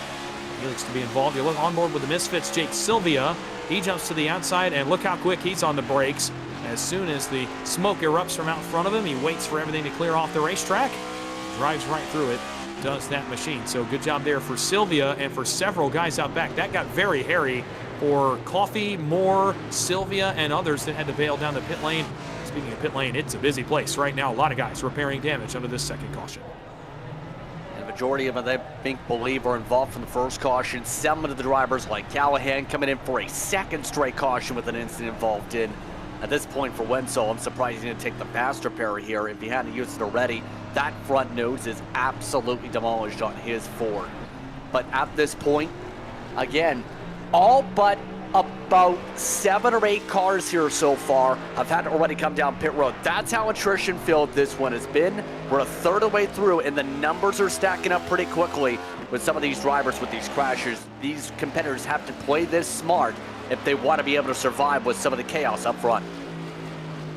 Taking a look at Chris Davis as he rolls off pit road. He appears to be clean. Remember, he was involved in the opening incident just a moment ago. Chris, again, guy that myself and Justin know very well from Wednesday nights, a member of the Beast Mode Performance team over there. They ironically run Team Watson Racing setups. So interesting here that Davis is in this heat as he is outside the transfers looking in right now in the 18th position. But again, that car appears to me to be completely clean as we get ready to go back green here with 19, make it 18 laps to go next time by. We'll see if Davis and the others that run on in that Wednesday series can make it back up into these transfer positions. We'll start to get ready to go back green. Trey Whitehead is your leader on this second caution of the night. Saw that big move to the front for him a moment ago. Stephen Miles relegated to second for now.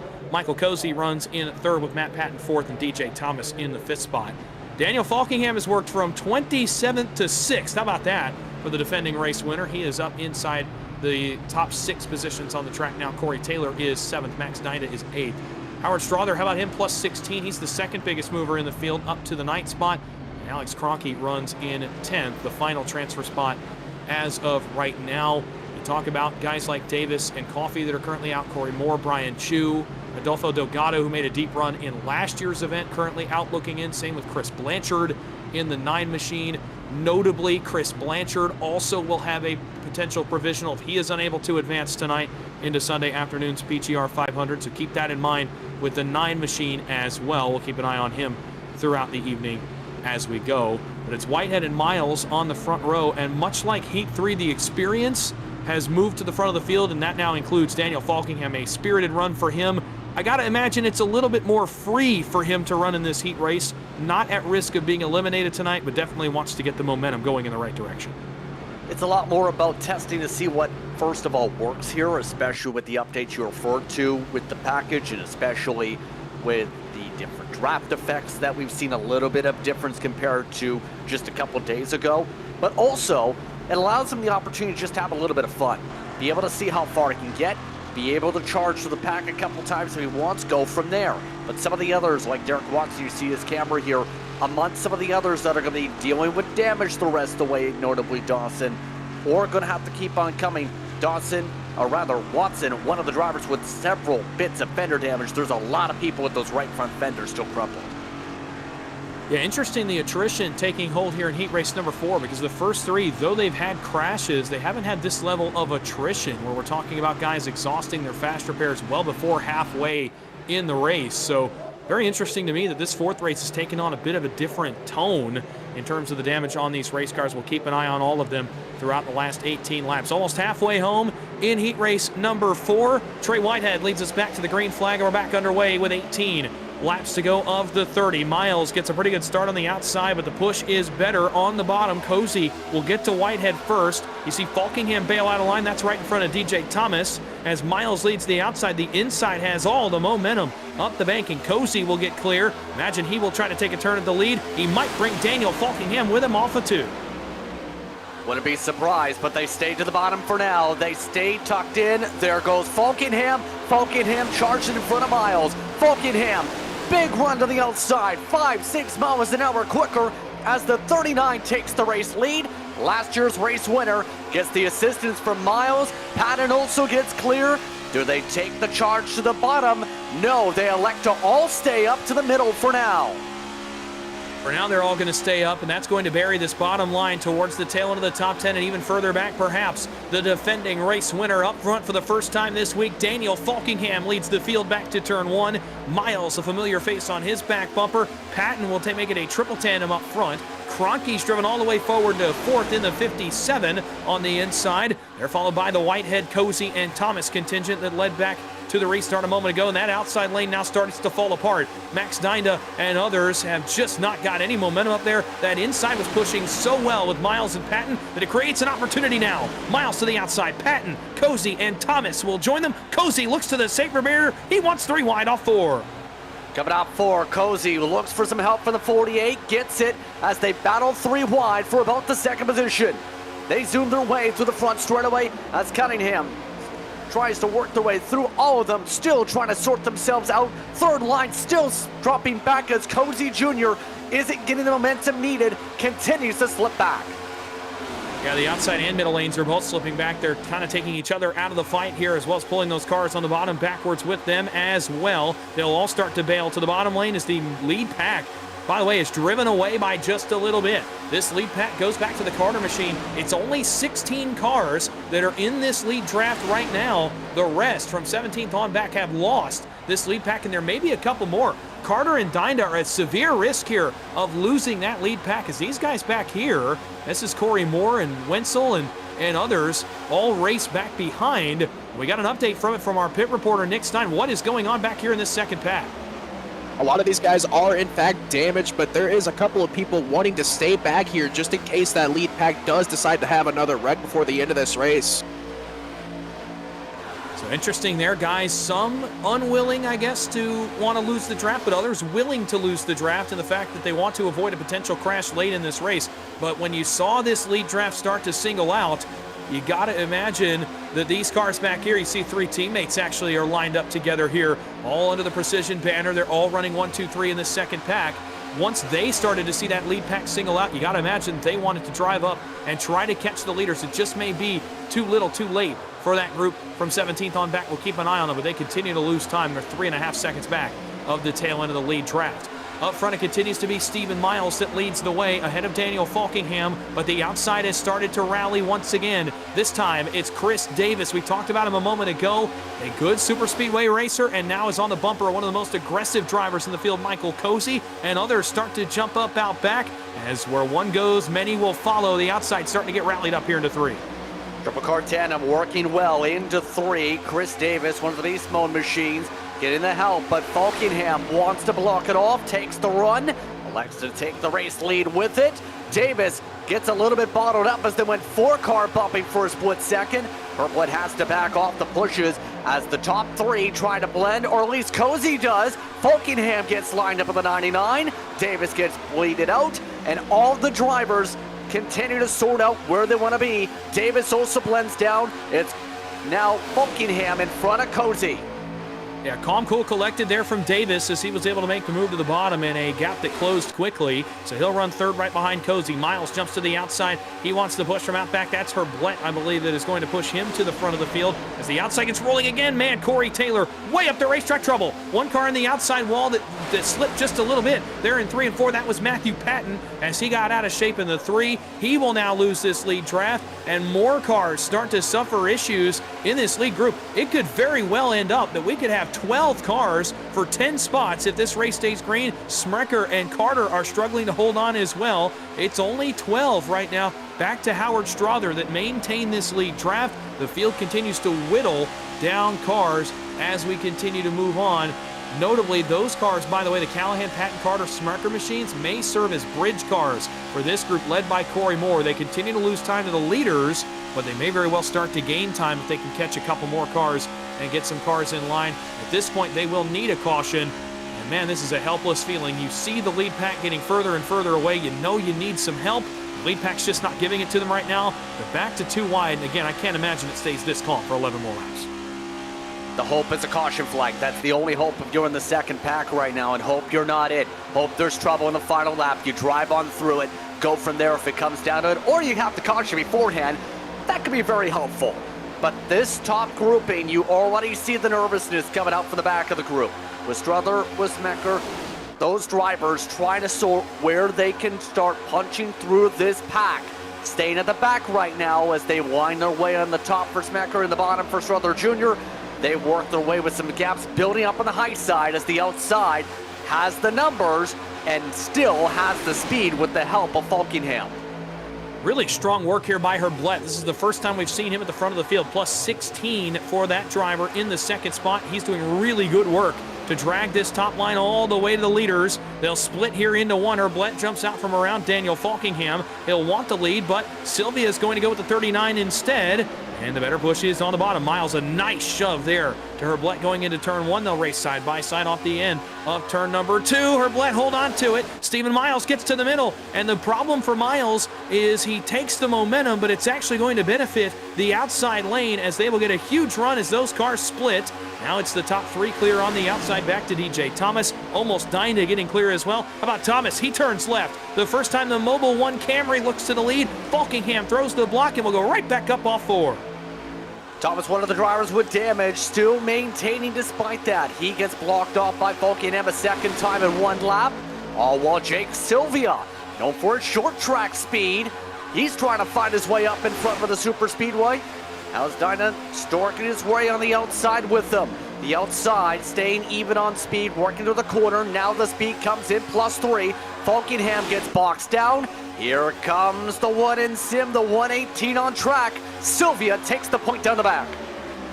Yeah, Falkingham get a nice push on the bottom, but the outside prevails for now. Sylvia jumps down. He'll lead for the first time in this race. Max Dinda, for the first time since starting towards the tail of the top 10. Now he puts his nose in clean air for the first time as well.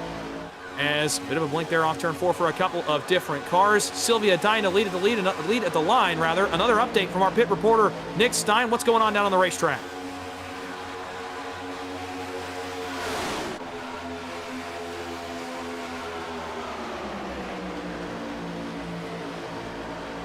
We're waiting on an update there for Nick Stein. We'll let him solve those technical issues I think that he's having here for a moment. We'll get back to him in a second. Up front, 8 laps to go. The bottom lane completely fell apart. Falkingham had to jump up. Thomas gets relegated all the way back to Michael Cozy. And up front, they scramble again. Big move into three wide for the race lead. Sylvia gets split not once but twice. Dinah went to the inside. Miles went a lane lower. And Miles leads trouble. Sylvia's around. Big hit for the 118. Falkingham, Strother, Davis, and others involved. Another crash and a lifeline for the second pack.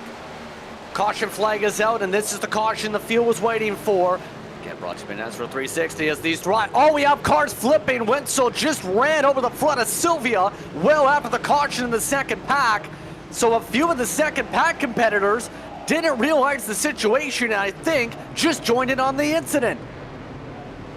Going back to take a look at that now, as well as I had already started to transition back to what happened during the caution. Of course, Wenzel was running with that second group, and as they came into the carnage, Sylvia was still the only one on the outside wall, and he tried to get back going, and Wenzel clips him and almost goes up and over, and a bad night gone worse for Gage Wenzel in the 36 as he came onto the scene of this incident. Sylvia, that is severe damage to his car in the 118. We'll go back and take a look at what happened off of turn 4. Sylvia had just gone to the lead, and you're going to see the move here into 3. Dinda will look to the inside, and Stephen Miles actually going to look another lane lower than that, and that kind of contributes to an awkward position for Jake Sylvia off of turn 4. It's going to lead to him getting turned by the time they got back off of the banking. See, here you see Sylvia. Dinda's going to look lower. Actually, Miles was the one to initiate the move, and Dinda threw a block. And then Miles just decided to take it all the way to the double yellow line. Oh, it was a push from out back. It looks like it's Falkingham into Herblett, into Sylvia. Cars crashed in this first pack. Davis is in it. Strother is in it. There was at least one more car that I saw sideways on the inside. That was the Herblett machine that got more of it. And on back, you're going to see Wenzel again come in. You're on board with Daniel Falkingham. And this run that they get when they get to this lead group up here, when they split 3 wide right here, they're going to get a massive run of speed up to them. And look at the closing rate that Falkingham has. Herblett comes down. Falkingham pushes him. It may have actually been Jake Sylvia dropping down, trying to fill the gap by then. The speed difference was just too much. It's tough for Sylvia, but that's a tough spot to be put in, top of 3 wide, trying to fill the gap back in. Especially at this moment where you have to be bold. And then Sylvia's just trying to hold it up against the wall and then gets rammed for the suspension damage. So things absolutely snowball when it comes to the 118 on track. And as a result, setting us up for a restart was going to be with under 5 laps to go. And a lot of notable names like Michael Cozy Jr. are going to have to charge from the back here after taking the repair / the fast repair situation. Others might have to rely on provisionals, Dawson, including you know who, that pink machine. We'll have to keep an eye on that. Yeah, of course, Daniel Falkingham continues to sit on pit road fixing damage. It is not super urgent for him to come back onto the racetrack. He could have advanced in with a spot in tonight's heat race and through the dual process as normal, but he will actually need to rely on the provisional. We're hearing now from our pit reporter on pit road, Nick Stein. Daniel Falkingham will call it a night here with 6 laps to go and rely on that previous champion's provisional to start at the tail end of Sunday's field in the PGR 500. So Falkingham gets some laps under his belt, and unfortunately will call it a night for himself here in heat race number 4. A lifeline for that second pack. That's guys like Moore and Coffey and Kelly that were back there around their position. They'll get a lifeline now, and actually Moore and Coffey and Kelly all inside the top 10, and Trey Whitehead too, as we get ready to go back green. So those cars get a really nice second chance here in this race. Not only are they back in it, they're also back in transfer positions as well as we'll get ready to re-rack. Do want to quickly shout out again our wonderful production team downstairs. DJ Lyons, our producer, of course Justin Prince with me, Dawson Wise, but Trace McDowell's been doing social media for us. He's been doing a great job getting the social media presence up for the PGR 500, keeping you all updated on what happens in these heat races. I want to thank Trace for his contributions as well as we go throughout the week. He'll stay on and do all of the racing this week. He's working hard down there on the social media accounts as well. Let's get ready to go back green. It will be inside of 5 laps to go, 4 to be exact. This is not the overtime attempt, but any caution between now and the white flag will send us to one and only one overtime attempt in heat race number 4. We'll give you those rules should we need them. Stephen Miles is your race leader. Just 4 laps to go. Max Dynamo lined up on his outside. Corey Taylor runs 3rd. Devin Sprecher runs in 4th. Alexander Kroenke runs back in 5th. Rather, it's going to be DJ Thomas in 5th with Kroenke 6th. Trey Whitehead is 7th, and then you get to the guys that have gotten a second life, a do-over in this heat race. Corey Moore runs in the 8th spot. Alex Coffey runs 9th, and Nolan Kelly runs 10th. We do know those 3 cars are on the same page tonight. Look for them to be 3 of the first ones to move together.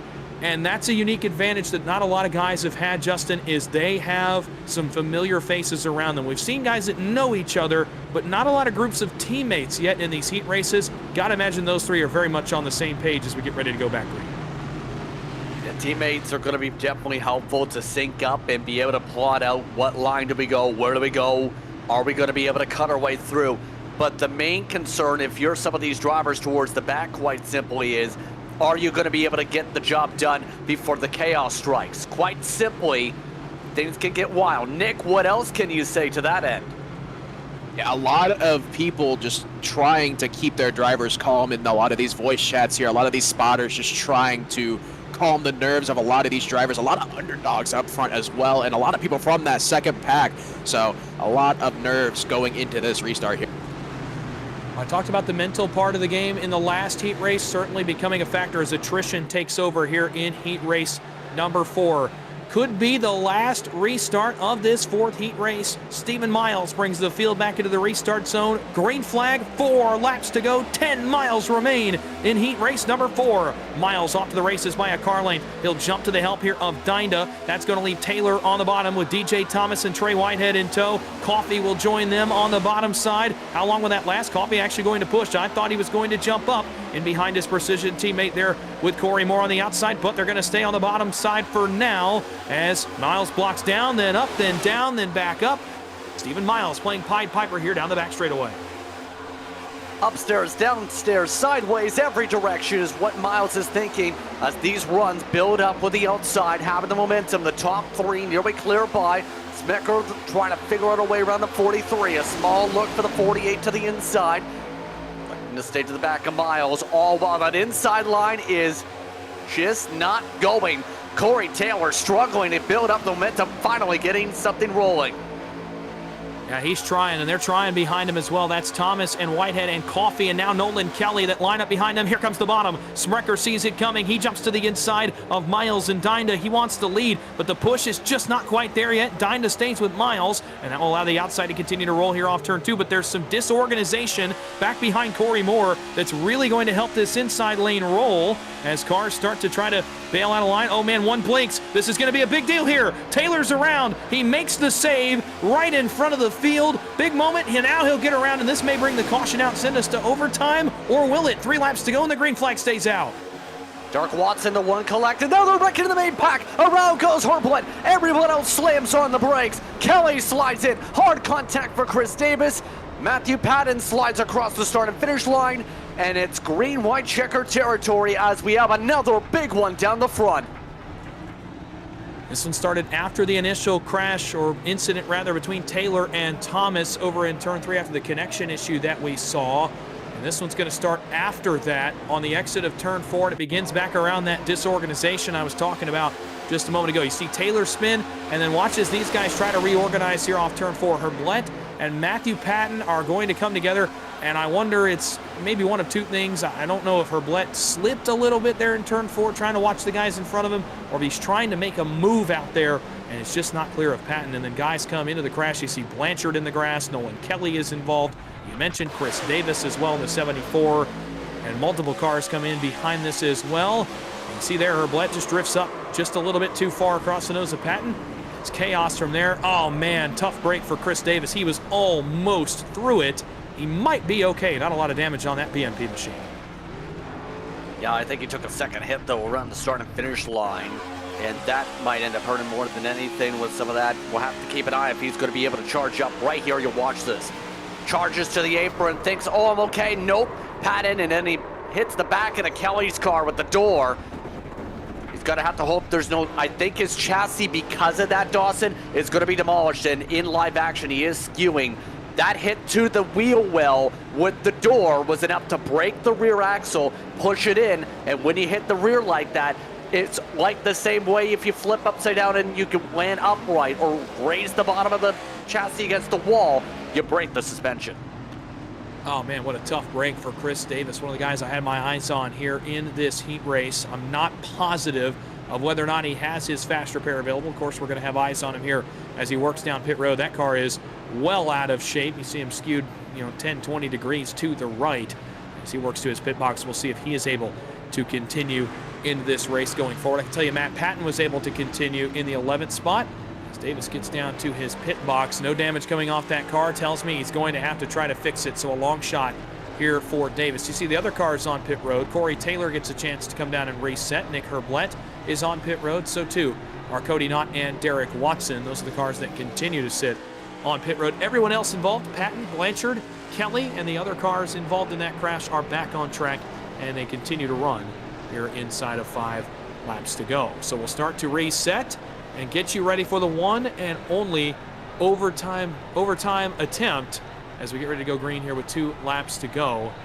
Stephen Miles will lead the field back to the green flag. As Max Dinah will line up in the 2nd position. Alexander Kroenke will go 3rd, Devin Smrecker in 4th. The final man in the duels right now is DJ Thomas. He runs in the 5th spot. Corey Moore is back up to 6th. What a recovery for the 19, by the way. He's up inside the top 10. So too is Trey Whitehead in 7th. Stephen Callahan has made his way into the top 10 in 8th. Alex Coffey continues to run inside that top 10 transfers. He's in 9th. Brian Chu, you saw him get turned a few moments ago. He is back up to the 10th spot. Matt Patton is the first driver out as of right now. He was involved in that last caution. Other drivers out looking in. Daniel Falkingham, as of now, is outside the transfers. He does have a provisional. If he races into the dual races, though, he may not need to rely on that provisional and would not have to start at the tail end of the field on Sunday afternoon. So he could still race in just like anybody else. Dwayne Drummond is back there. So is Jonathan Carter. Gage Wenzel. The night's not over for the 36. He's relatively clean. He's got an opportunity at this. Michael Cozy, though, is outside looking in. Chris Blanchard is outside looking in. I mentioned Kelly and Knott being on pit road. A number of big names still out looking in, but as we saw in the last heat, Justin, a lot can happen in these last 2 laps. Especially when you have the intensity level ramp up, and a lot of these drivers likely going to be pushing 3 wide immediately from the middle to the backpack.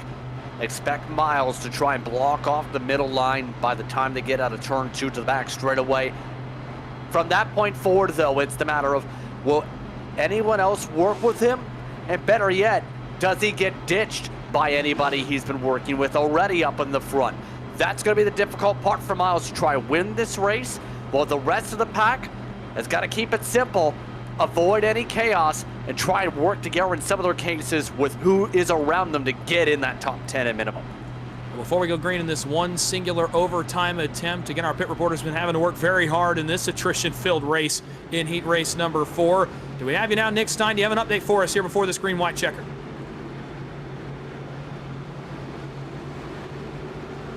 Buttons are not working. Sorry about that. Yes, sir, I do have an update for you. Back around the transfer spots, a lot of people are very worried about what that 39 of Daniel Falkingham is going to do. A lot of them reacting more so in a way trying to avoid him and make it into the transfer spots, as we know that 39 is obviously going to be going for the win here. Yeah, interesting to me. Daniel Falkingham's in a bit of a unique position. Obviously, doesn't necessarily have to worry about being eliminated tonight, so he can afford to race a little harder for the win. Reminder, $60 to the winner of this heat race. The top 2 race in the pole shootout. You know Daniel Falkingham would like to be a part of both of those prizes. Of course, the defending race winner would love to start up front in this year's event. He'll roll 12th here, see if he can make up enough spots to get into not only the transfers, but potentially a top 2 finishing position. Well, the only overtime attempt of the night, a reminder, no cautions will be thrown on this overtime. Post-race review will determine the final results. Everything will be made official right here. Stephen Miles is running near perfect race. He'll try to finish it off. Green flag is in the air and he's off and running. Big run on the bottom. The 57 of Kroenke got going, but the push is better top side with Dinda and Sprecher and Corey Moore as the field works back to turn 1. As expected, Miles moves up to the high side. A block off the momentum, tries to hug the high side, going up through 1 and 2. Dinah goes to the back bumper, gives him a shot. Kroenke runs the bottom as they wrap their way to the back straightaway. No one poking out quite yet. In fact, one car to the apron. Everybody else looking to sort out where they can try and make the run. Here comes Falkingham. He's bringing Cozy and several others with him.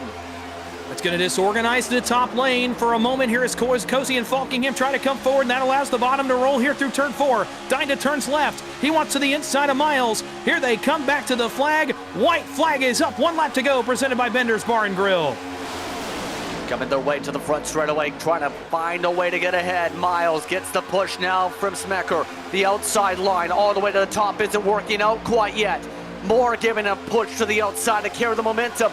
Everybody else in the middle line backing up as Falkingham's moved on down. To the back straightaway they go for the final time. On the outside, it's Miles. On the inside, it's Dinda. Who's got the better push as they start to weave out back, trying to get into the transfer positions. That was Patton that went bottom to top. Miles now leads the bottom as he blocks Dinda. He'll draw the bottom lane through. Corey Moore's got to be careful here. Don't get eliminated here off turn 4. The pushes have to be square. Off turn 4 for the final time. Down to the start-finish line. Big move out back. Kroenke goes 3 wide. Photo finish at the line. Stephen Miles wins heat race number 4 in a 3-wide photo finish as the entire field piles up on the entrance of turn 1. Well, they kept it clean to just about the flag this time, but my goodness, Miles able to hold on by razor-thin margins, 48 1,000ths of a second, while Falkingham ends up being 1 spot shy of the top 10 and will have to rely on that provisional likely, Dawson. So Falkingham will lean on the previous champions provisional in a wild, wild finish here to heat race number 4 that somehow they all got back to the start-finish line. Let's take a look back at the replay as Stephen Miles watched it all happen in his mirror. Dinda makes what I thought was a pretty good move for the win here off turn 4 as he jumps to the outside when he gets clear trying to win the heat race. He waited as long as possible, but Kroenke actually goes bottom to the penthouse in the tri-oval to get at least an opportunity at it. And in the tri-oval, you're going to see some contact out back. Oh, that's severe netcode between the 19 and the 48. That's Thomas and Dinda. So no harm, no foul there, at least in my book, as Thomas gets turned. And look at this, almost 4, maybe almost 5 wide for the win in Heat 4. Is similarly to the summer race last summer at Daytona in the Real Life Cup Series, these guys went 5 abreast for the victory in heat race number 4. And Stephen Miles holds on for an incredible victory in this fourth heat race. And I'll tell you, after the attrition we saw in the race, Justin, I wasn't sure they were going to make it back. Stephen Miles certainly glad that the leaders all did. Certainly glad he didn't get turned around. I think he's got his car stuck, though. Yeah, he's got in the bottom, stuck on the edge of the banking. So this burnout isn't going anywhere for him. This isn't going to be a lot of smoke, but I think he's just happy he won. Yeah, oh, absolutely. And again, this is, guys, he expires the motor. Wow, the first blown engine in a burnout of the week goes to Stephen Miles, as he has expired the engine on that Exalta Chevrolet. I got to imagine he's just excited to have won. This is a guy who won many of the recruitment races that we broadcasted over the Speed Weeks portion leading up to this event, and he completes his heat win as well. He's been nearly flawless over the past 3 weeks. It's Stephen Miles that wins the race here at Daytona in heat race number 4. How about the upset bid for DJ Thomas? He'll go to the pole shootout on Friday with a chance to run in the PGR 500 and start on the front row. Alexander Kroenke goes to the duels in the 3rd spot. Max Dinda does as well in 4th. And Trey Whitehead takes the final dual transfer spot in 5th. Alex Coffey, a great drive back to the field for him. He goes in the 6th position. Devin Sprecher goes in 7th. He will advance to the duels, or rather to the LCQs for the 2nd year in a row. Gage Wenzel, the drive of the week, I would say. How about that? From wrecked multiple times to 8th, he's in the LCQs. Corey Moore gets in as well in the 9th spot, and Stephen Callahan rounds out the top 10.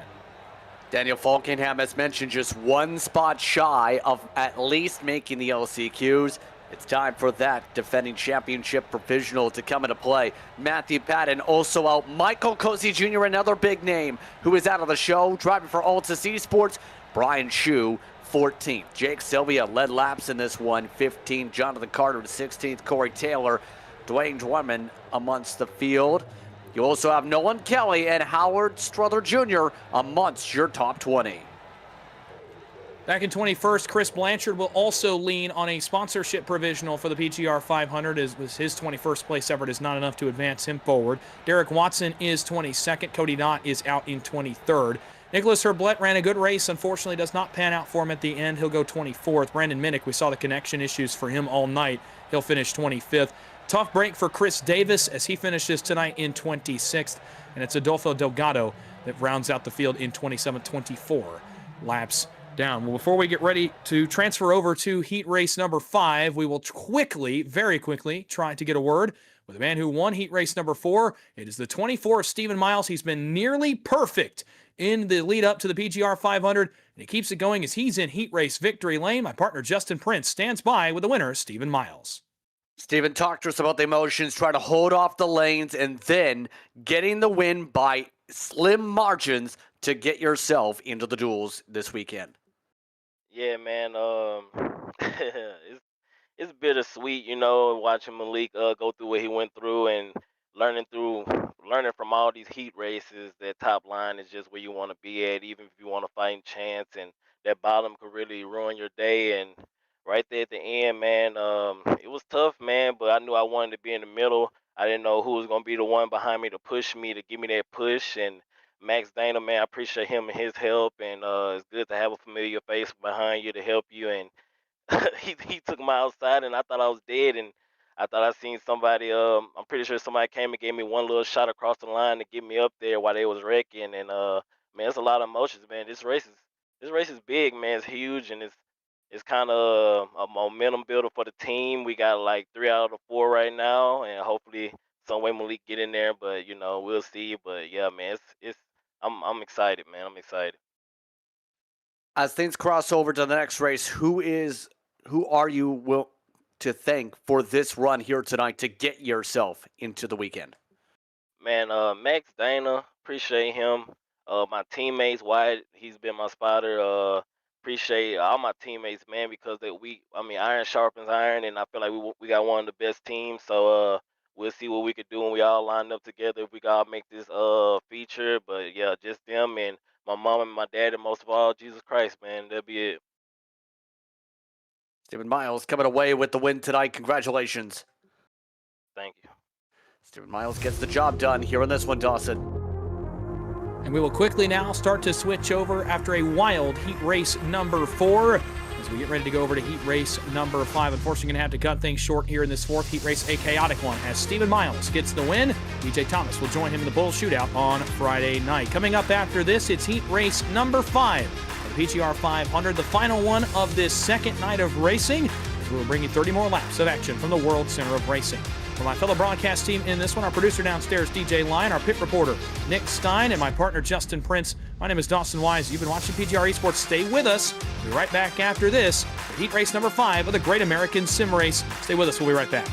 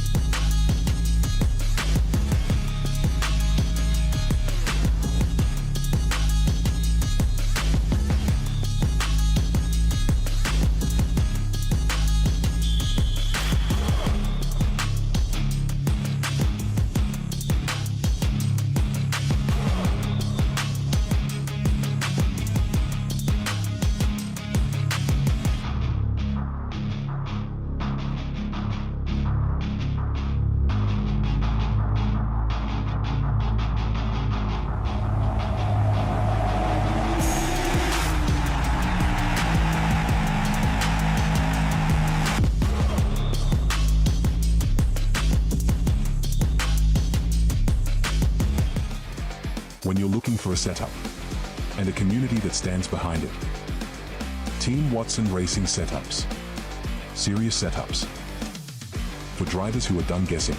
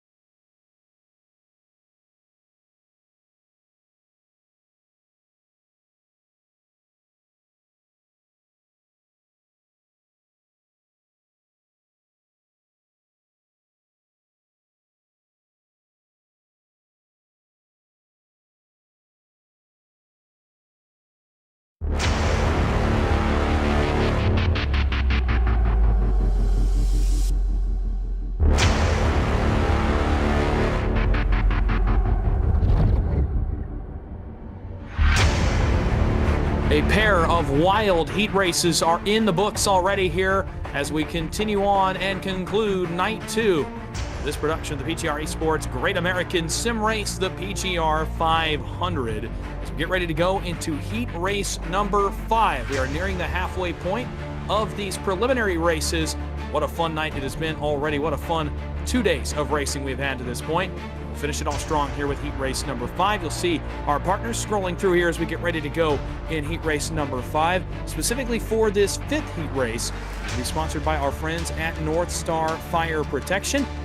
It's brought to you by Alaska's Fire Protection Company, proudly serving all of Alaska. Contact them today to see how they can help protect what matters most. North Star Fire Protection. Thank you so much for them sponsoring heat race number 5 of the PGR 500.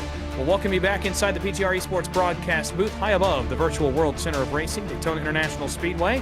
Qualifying almost over. A quick switch up here to heat race number 5. My name is Dawson Wise, and I'll welcome back into the booth co-host Austin Green for this 5th heat. Austin, you got to watch heat 4, and I saw some people pointed out the word of choice was attrition. Certainly cannot imagine that did much for the nerves and the jitters of the drivers to go in this 5th heat race. Yeah, it feels like that's been the word of choice so far the entire week, Dawson. One thing I will say that I noticed in that last heat, we finally saw the lead pack make it to the checkered flag clean. And of course, that allowed Stephen Miles to get the victory. But similar theme, how about 2 more big names that technically didn't advance through on from the heats? I think about Daniel Falkingham. I know he's got the provisional in his back pocket. But more notably, Michael Cozy Jr. now joins Malik Ray as a couple of the pro drivers who will not have a shot at the PGR 500 this year. Yeah, absolutely. Big names not making it through to the PGR 500 events going forward. Of course, Falkingham, the exception there with that previous champions provisional being the defending winner of the PGR 500. The schedule scrolling across your screens. Heat racing the next 4 days, counting tonight. And of course, Friday, the pole shootout. Saturday, LCQs and duels. And Sunday is the 200-lap feature.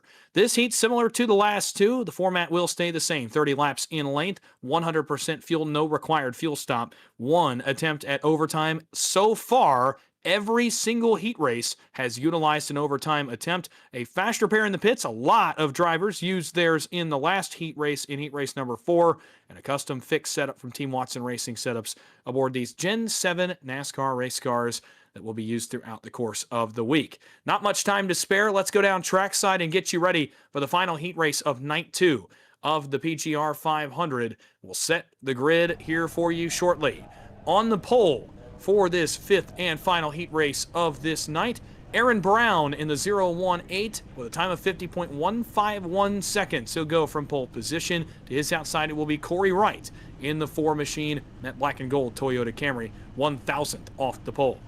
On row 2, it's the captain for Team Dega Pros, but he'll carry the colors of the Flying Aces this week in the PGR 500. That's John Ward. He'll go from 3rd. It's Rocky Boyd, another super speedway vet, to his outside in the 4th position. Back on row 3, Ryan Johnson qualifies 5th tonight in car number 38. To his outside, another talented super speedway driver, Caden Diedrich. He started in the SummerSlam 499. He'll try to make his way into the PGR 500 this week. On row 4, it's another beast mode performance machine, Sean Rogers in car number 44. He'll go from 7th position. To his outside, it's the eNASCAR Coca-Cola iRacing Series driver for Vegas Inferno, Michael Guest, returns to PGR and will start from 8th. And back in row 5 and rounding out the top 10, it's Nick Seipel in the 75. Familiar colors. That's the same paint scheme he ran in last year's PGR 500. Alongside him, it's Jack Simpson in car number 24. Back in row number 6 here tonight on the inside is going to be Carl Lingle. He'll have Tracy Paderny to his outside in the 79 machine. Going on back to the 13th spot here tonight, it's going to be one of the drivers out of Tennessee, Tucker McClendon. He'll have some work to do to try to advance through to the LCQs or duels here tonight. Dylan Austin, the 97, rolls off to his outside in 14th. Back in row number 8, it's going to be Dallas Humans alongside Adam Tahan. We've called his name multiple times at some of these bigger races before, as he will start on the outside of row number 8. Ben Holland back in 17th, and it's going to be Mitchell Reardon to his outside in 18th. And the 2 cars rounding out the top 20 here tonight is going to be Matt Medler with Redline Racing Network in 19th, and Austin Gruhl in the 94 in 20th. Back on row number 11, it's Christian Light in the 96. Will roll from 21st. Larson Parker to his outside in 22nd. Back on row 12 in the 23rd starting spots, Justin Lee Pearson to his outside Dakota Mahoney in the black, white, and yellow machine on the outside of that row. Row 13, Brody Wacht in the 8, the Lucas Oil colors aboard that Chevrolet tonight, and Brent Menifee will go to his outside in the 64.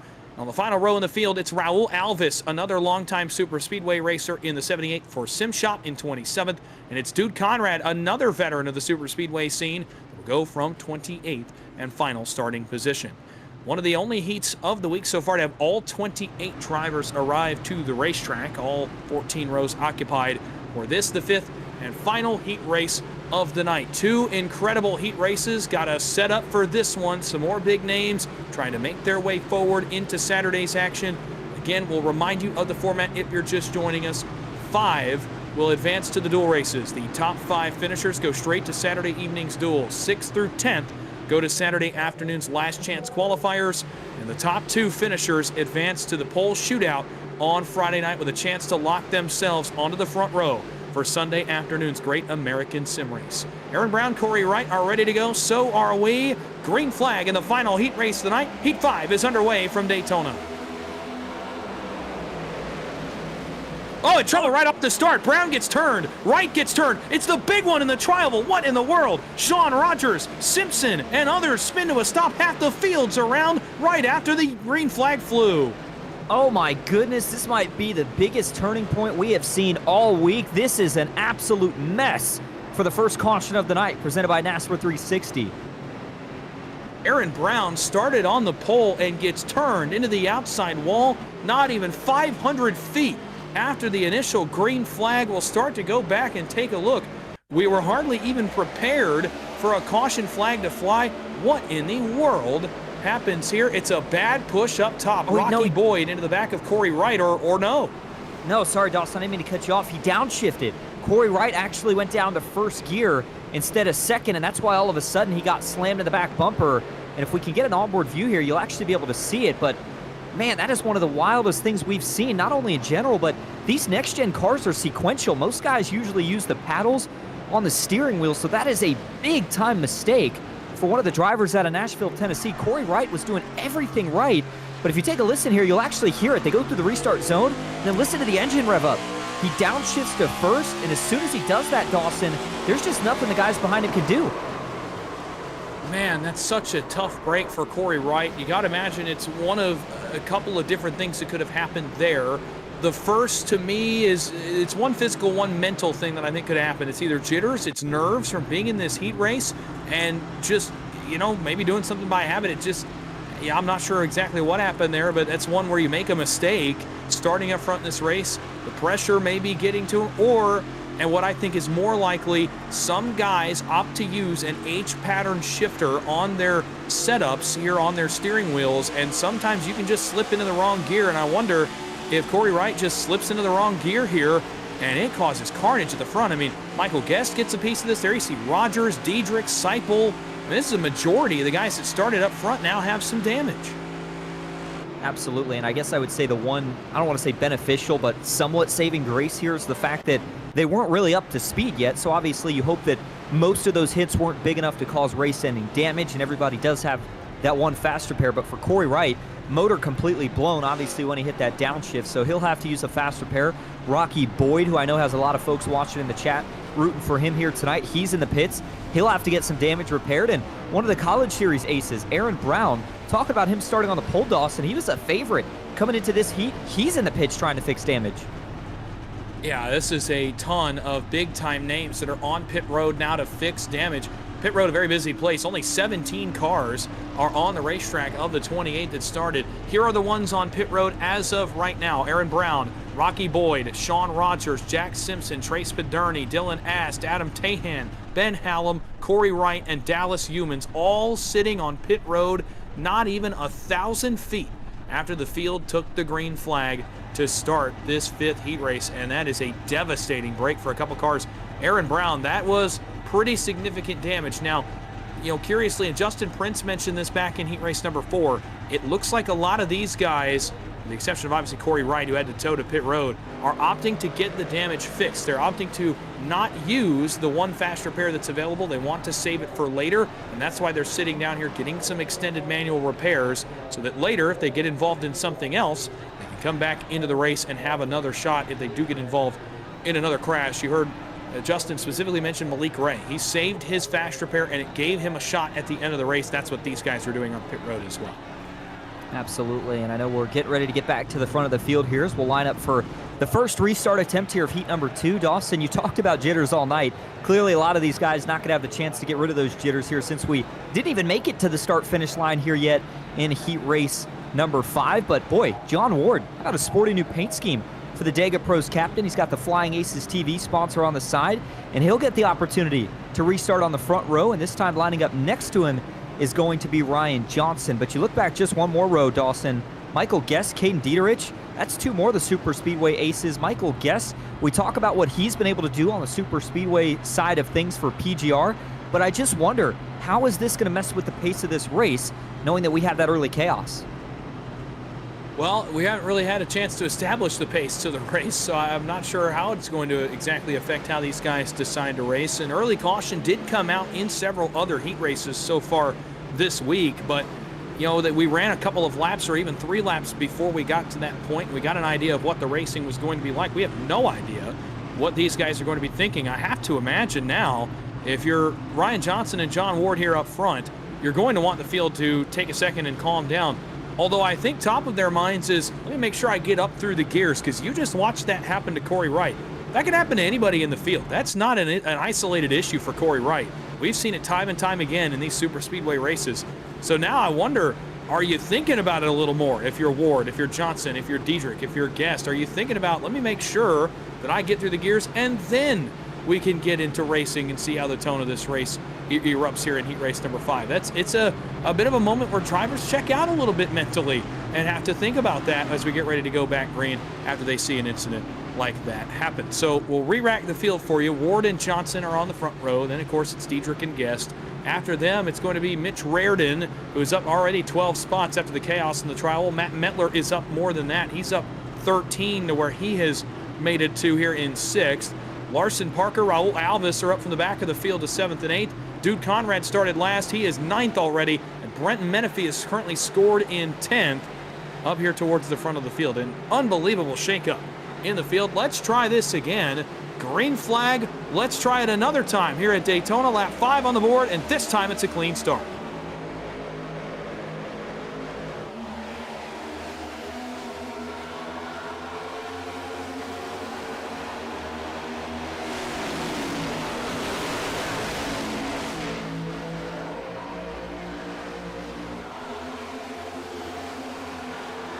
John Ward going to lead the field off of turn 2 down to the super stretch for the first time here in heat 5. Already, though, moving up to the outside, trouble out back. The 54 slides one into the outside wall. Caution going to come right back out.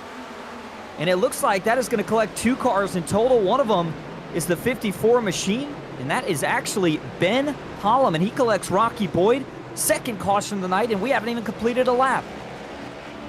These guys at the front of the field, Ward, Johnson, and others, just want this race to get into a rhythm, and it just will not. So 5 laps in, we'll go back to another replay as it was Hallam towards the back. Man, there was a mad dash out back in the field, and Hallam ends up below the double yellow line somewhere. So I'm not sure if something happened further back that caused him to jump down there. We'll get a good idea of it here. You're on board with him somehow, some way, but ends up below the double yellow line. And look at the stack up. There's a car out of shape in the center lane, and that car actually is coming down the speedway. And Hallam, that was Brent Menifee that was out of shape. Hallam just tries to avoid him, but doesn't get quite far enough down. Collides with the 64 and comes across the nose of Rocky Boyd. Not much Boyd could have done there. Watch up ahead of Rocky Boyd. You're actually on board with the 16 as he comes off of turn number 2. Watch ahead as the 64 is coming down. And he just keeps coming down into Ben Hallam, and Hallam comes across the racetrack and collects Boyd for the second caution flag of the night in very short order. A total of about 1/2 of a lap complete, and already 2 cautions are going to whittle away almost 10 laps of the 30-lap scheduled distance for Hallam and Boyd. That's a tough one there. Menifee got way out of shape. I'm not particularly sure what happened to the 64 Menifee there, Austin, but As he comes down the racetrack, he collects Hallam, and it is on from there. Tough break for Hallam and Rocky Boyd. Yeah, it is. And Dawson, get this. He had another shifting issue. I was looking at the onboard view. He was stuck in third gear from about turn 1 all the way through to the backstretch. He never got to get to fourth, and that was the biggest reason why you saw him fading back so quickly. Everybody else going a lot faster, making it to fourth and fifth gear. So I'm not sure if it was actually a stuck gear for Brent or if, similar to the first incident, he just somehow forgot to shift. But whatever the issue was, that's what sent it backwards. Then, yeah, obviously a tough break there for Ben Hallam, who was trying to figure out a way to dodge him and just couldn't get out of the way in time. Now it leads us back to yet another attempt at a restart here. We mentioned that we haven't even completed a lap yet, and the more cars now are going to have to go down to pit road to fix a little bit of damage with the 2 cars that got involved in this incident.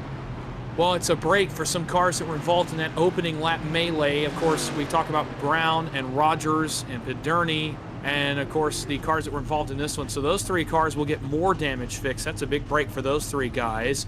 And for the guys involved in that caution, of course, Hallam and Menifee, they'll come down pit road, as well as Rocky Boyd, to get damage fixed also. So guys getting a break that needed one there, as they'll come down pit road and get some damage fixed here on lap number 7. We'll go back green on lap 9, which will leave only 22 laps to go.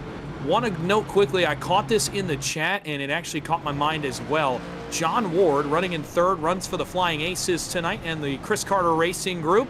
Of course, 2 of the sponsors of the event carrying their colors tonight. You mentioned the paint scheme. That is a sharp but really new look for John Ward. We've gotten used to the yellow for John Ward, but carries the purple and a different shade of yellow and the black on his Chevrolet this week. A nice ride for Ward, and I caught this in the chat. John Ward is actually going to be given a feature provisional as well, from what I understand, from the Chris Carter Racing contingent. So Ward is in the same boat as Daniel Falkingham. Not as much to race for him here tonight besides the checkered flag and a spot in the pole shootout. Yeah, he's basically playing with house money already. He knows he's locked into the big event, so now it's just a matter of, can you go out here and win a heat, maybe win an LCQ or a duel, and try to get yourself in position to already be ahead of the game as you head into the feature on Sunday. So yes, John Ward going to be one of the big storylines this week, and he has won in PGR before, so certainly no stranger to getting it done on the super speedway side of things. So also the other 2 guys, though, that I'm keeping an eye on, Mitchell Reardon, get this, he's up 16 positions from where he started this race at. So the driver of the number 38, he's got the Reardon Electric sponsor on board, has been looking sporty so far here tonight. Larson Parker also up 18 spots from where he started the race at. So as they get back to 2x2, I mean, I just wonder here, there's been no pace set yet. I just think this kind of has that feel that we're going to see a lot of cautions. I think if you're in the back, Dawson, you got to either decide you're going now and trying to get all the way to the front, or you might want to stay in the back here for about 10 to 15 laps until we can finally get some sort of a rhythm going here. Oh, the problem is the action has been both up front with Corey Wright on the first caution and now in the back with Menifee and Hallam on the last caution. There's been nowhere safe at this point in the race in terms of avoiding an incident. So no pace set, but also really nowhere to hide for guys that they want to run out back. There's really been no option to do that either. Up front on the front row, it's going to be Ryan Johnson and Mitch Reardon. You talked about the 20. On row 2, Larson Parker is up 19 spots to the 3rd position. John Ward, actually, Parker will run 4th plus 18. Ward will run in the 3rd spot where he started, or close to where he started, rather. On row 3, Caden Dietrich in that blue, white, and pink number 24, carrying the EPI colors aboard his Chevrolet this week. And Dude Conrad, the biggest mover in the field, plus 23 for the driver of the 8 machines so far. One of the veterans of the service is up to 5th. Started shotgun on the field and is inside a dual transfer position as they run right now. Row 4, Raul Alves started back there on that last row with Dude Conrad. He'll go from the 7th spot. Michael Guest will go from the 8th position. And then on row 10, it's Matt Mettler and Austin Gruhl. A lot of big movers. Most of the top 10 are double-digit movers. 6 cars have moved 10 or more spots to inside the top 10 by virtue of this opening chaos over the first 5 laps of this heat race. Try to establish a rhythm now. 22 laps remain on the scoring pylon. Ryan Johnson and Mitch Reardon hope to get things off to a good start and get us going in heat number 5. A 3rd attempt at completing a green flag lap. Let's give it another shot. Johnson and Reardon into the restart zone. Green flag is back in the air. Everybody off and running. And so far, so good for the guys up front. Better run on the bottom. Johnson, Ward, Dietrich get away cleanly. Reardon still waiting for the help up top. Yeah, big jump for the inside line. A couple guys actually jumped down to bail out of it. Mitchell Raridan continues to fade back in the 38, but watch out. Here comes Caden Dieterich, the 24. Going to jump to the high side as they work off of turn 2, and he's going to pick up a push. How about Larson Parker to the high side? He'll tandem up down the backstretch, and this is going to pull at least 2, if not potentially 3 clear. This is what it's all about, Dawson. The first couple of laps, everybody's trying to sort out positioning. This is when you've got the most temps, and the 18 is going to take advantage. Parker goes back down to the bottom, still 2x2 as Rocky Boyd fades on the 3rd lane, way towards the back of the pack. Yeah, 2 cars clear is not the case because Parker took the left-hand turn before Diedrich could react and gets to the inside now. That EPI Chevrolet up front. Out back, 3 wide begins. Nick Seipel is one of the first cars to jump out of line. That purple, teal, and pink Miami Vice Ford Mustang jumps out of line and is working his way up through the field about 6 rows deep. Back there behind the walk machine, the 8 machine who jumps up and fills his gap in the middle lane. Now that lane will fade, though, halfway down the back straightaway. They'll need more cars. It was Boyd and Seipel that got together up on the outside and tried to bring it forward. They'll try it again here on the entry of turn 3. One just blew up. It's John Ward, the captain for Dega Pros. It expires the motor. He's going to come back up. Everybody misses him. I think, no, they're going to crash. It's Rocky Boyd. I think they got around in the 16, and another caution flag is out early, this one on lap 10. Rocky Boyd spins it out, coming through turn number 3. See a little bit more contact right there at the end for John Ward. He's going to be able to gather it up for the most part as caution back out. 3rd one of the night, and this one only comes after a couple laps of green flag racing. And there you see the aftermath, Dawson. Ward's going to have to get a new engine with that fast repair. Yeah, again, John Ward luckily has a provisional to lean on here in terms of getting the sponsor provisional for the feature, so not at risk of being eliminated, but man, he pops the motor right there on entry to 3 and can't get the car woed up enough to stay off the racing surface. And in the scramble, as guys trying to get around the 92, that's Mahoney that gets around, I think. It's also the Hallam machine that was just involved in the last caution.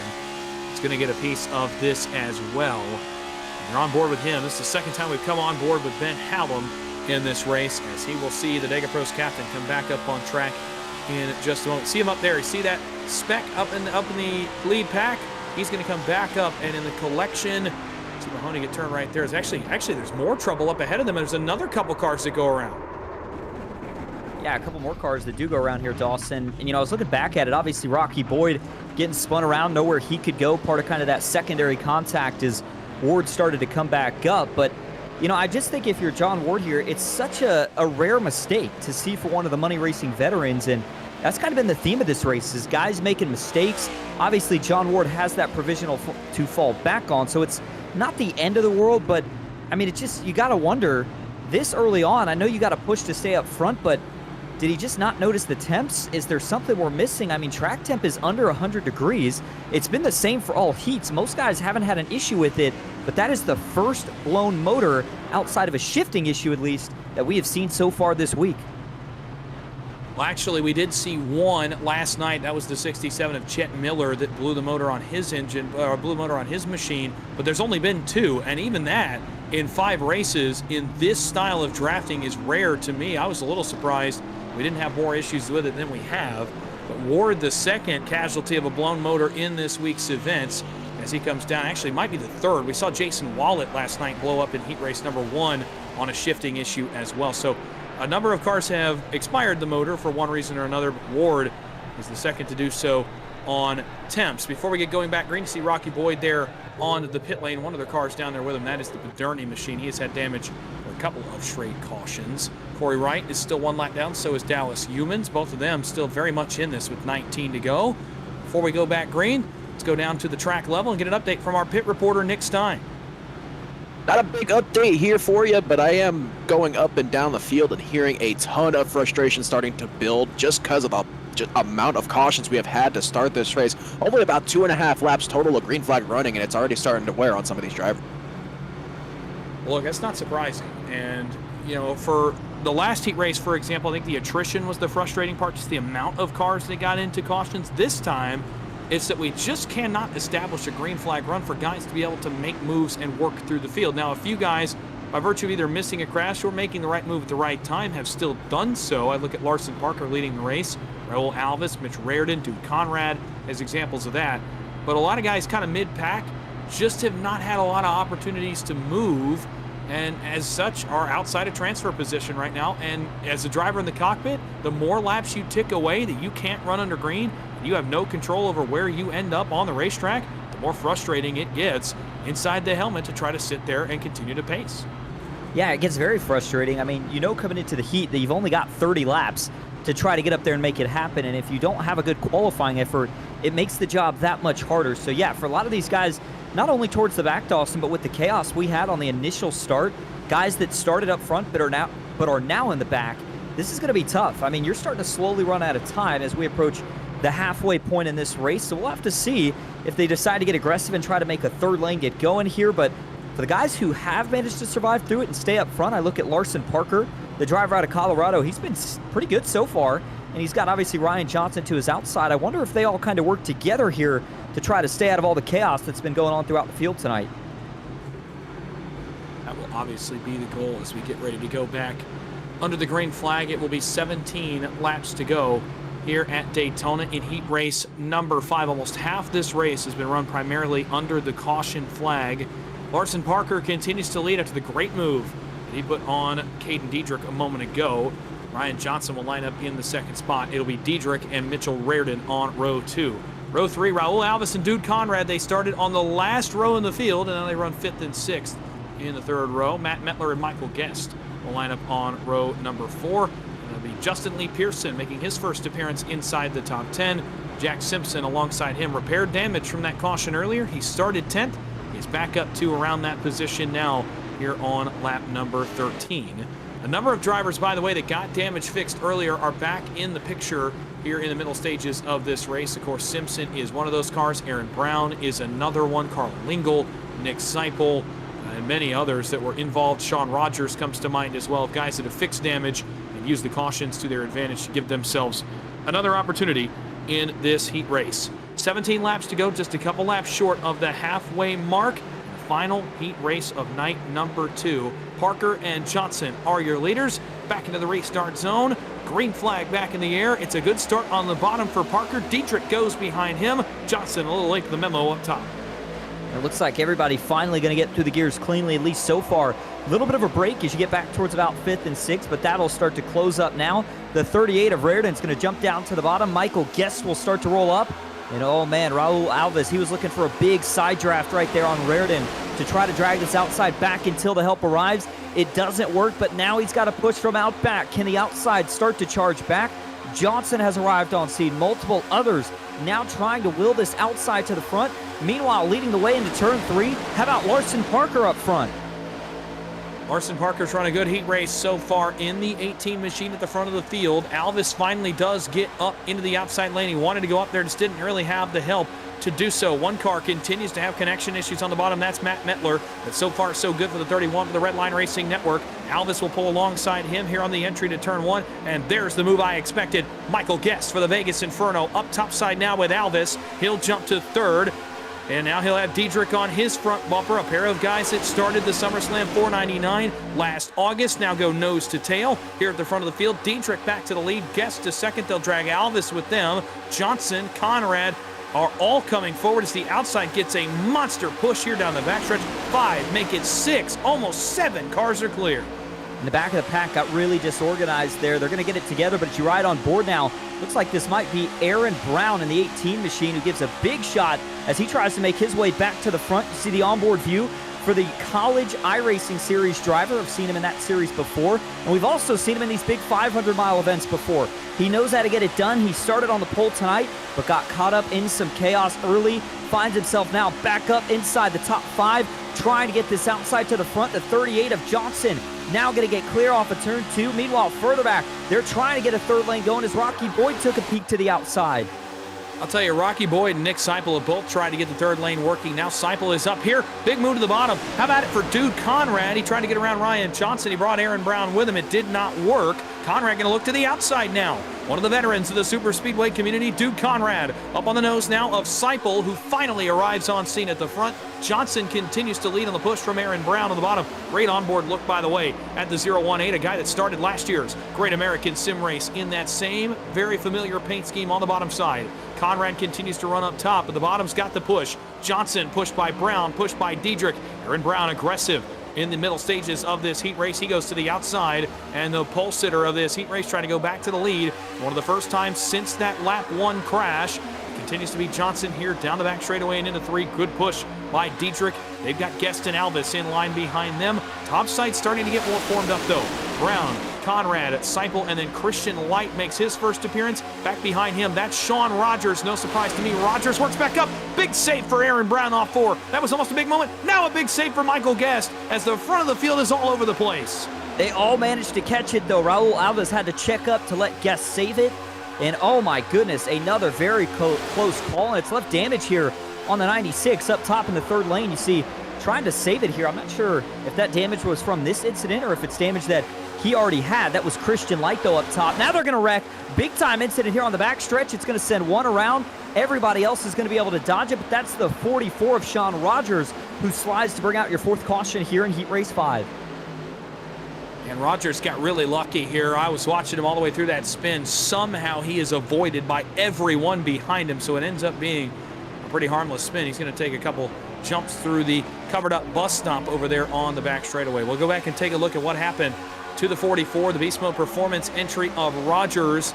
He was in the center lane behind Nick Seipel. All of a sudden, he was out of shape here off of turn number 2. Oh, it's a stack up ahead of him. Reardon and a couple of others. It's actually Tucker McClendon that's going to work up the racetrack despite that stack up and get into the left rear of Rogers and send him sliding. All things considered, the fact that he not only kept it off all the other cars, but kept it off the inside wall is a big deal for Rogers, who has already had to get damage fixed in this race once.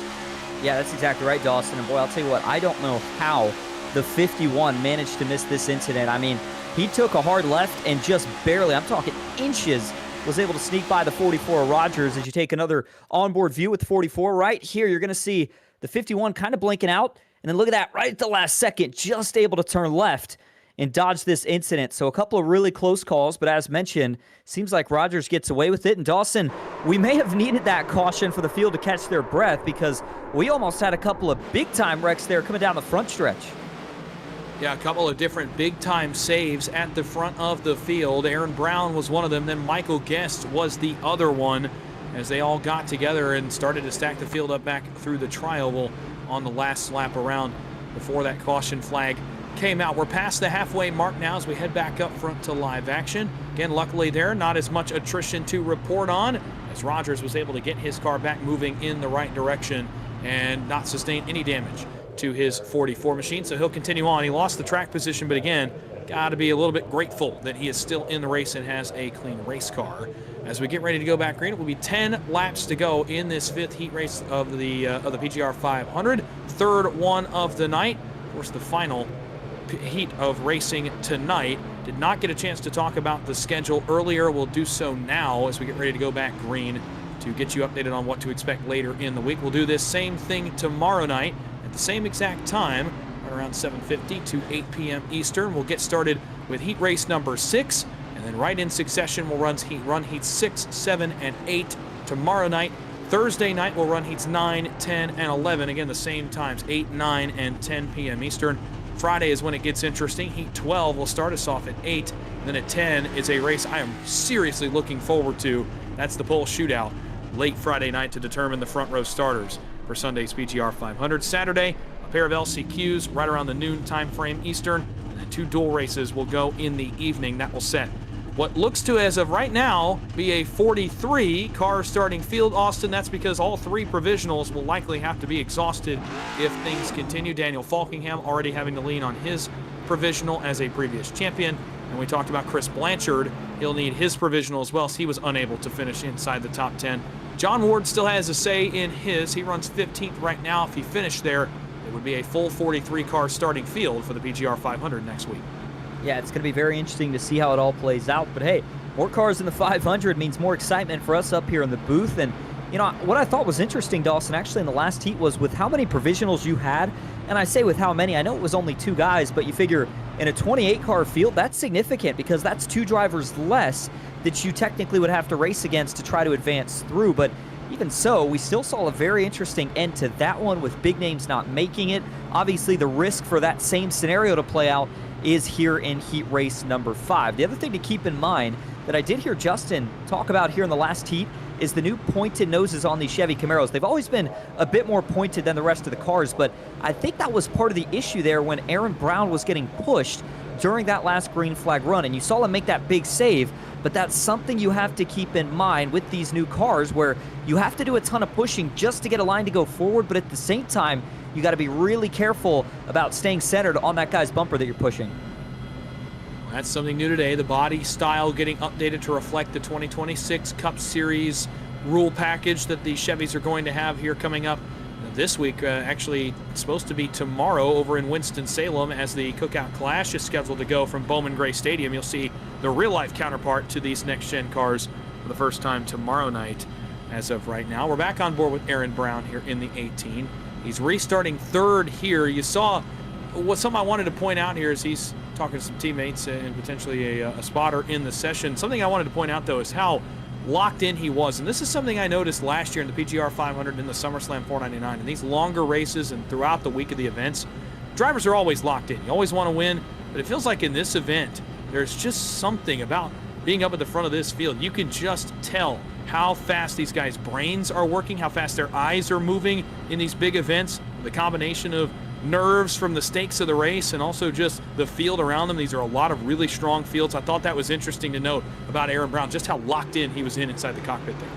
Yeah, and Dawson, the other thing we've heard in some of the winning interviews so far this week is drivers mention the adrenaline and the excitement of coming to that last lap, knowing they've got a shot and then being the first man to take the checkered flag. And I know a lot of people say, hey, it's just a sim, but there is something about these big events when you know what's on the line, you know what it means to win it, that gets everybody excited, but you've got to stay laser focused if you want to be able to get to that feeling. And we are going to have just 9 laps to go here in the final heat of the night. Up front, Dieterich and Johnson ready to lead us back to green.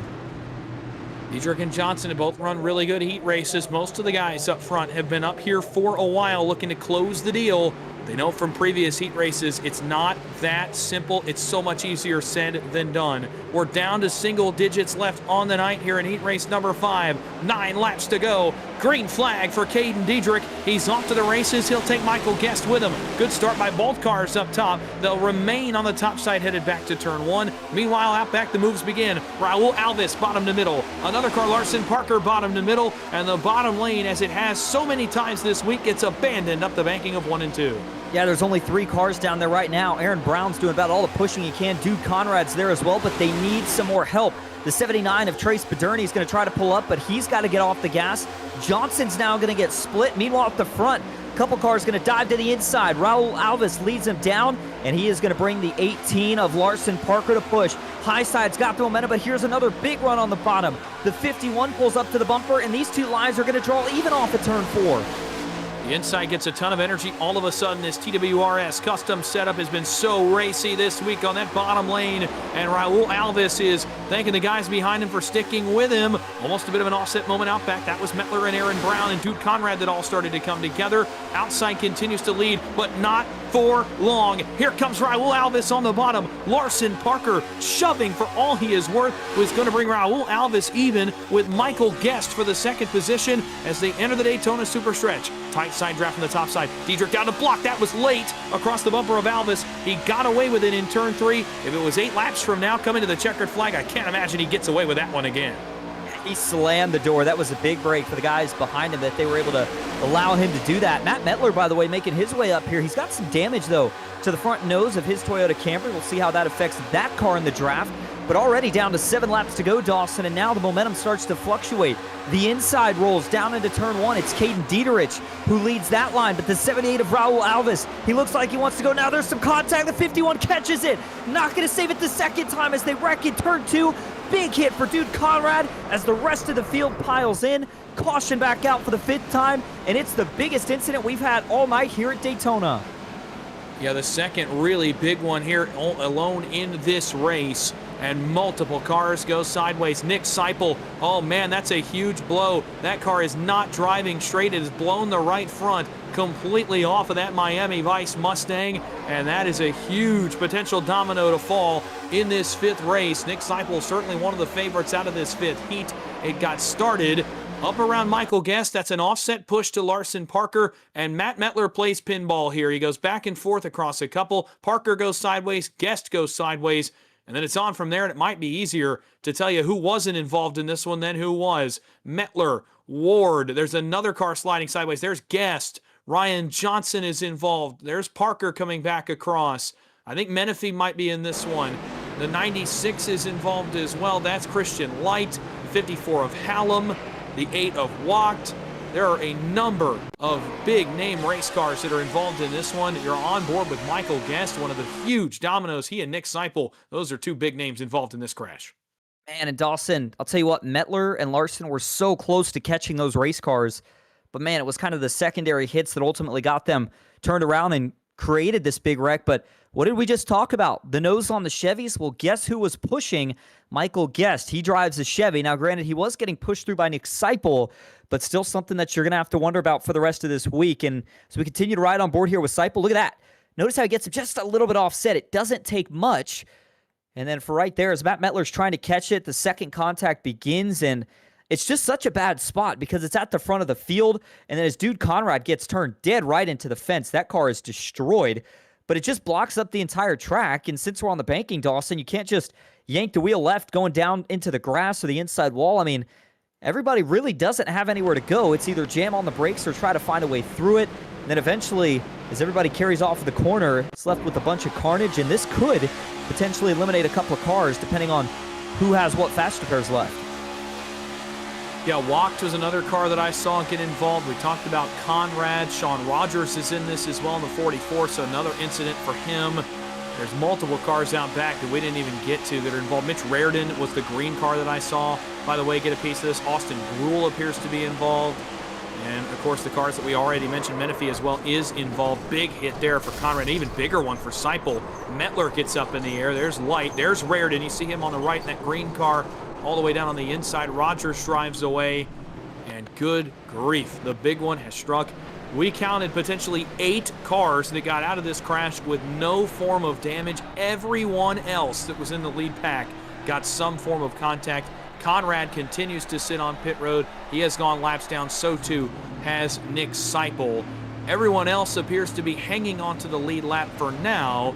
We'll wait and see how many guys have clean race cars after this. You see Michael Guest, his car appears to be clean, so a fast repair utilized there. Looks like Mitch Raridan has gone for one as well.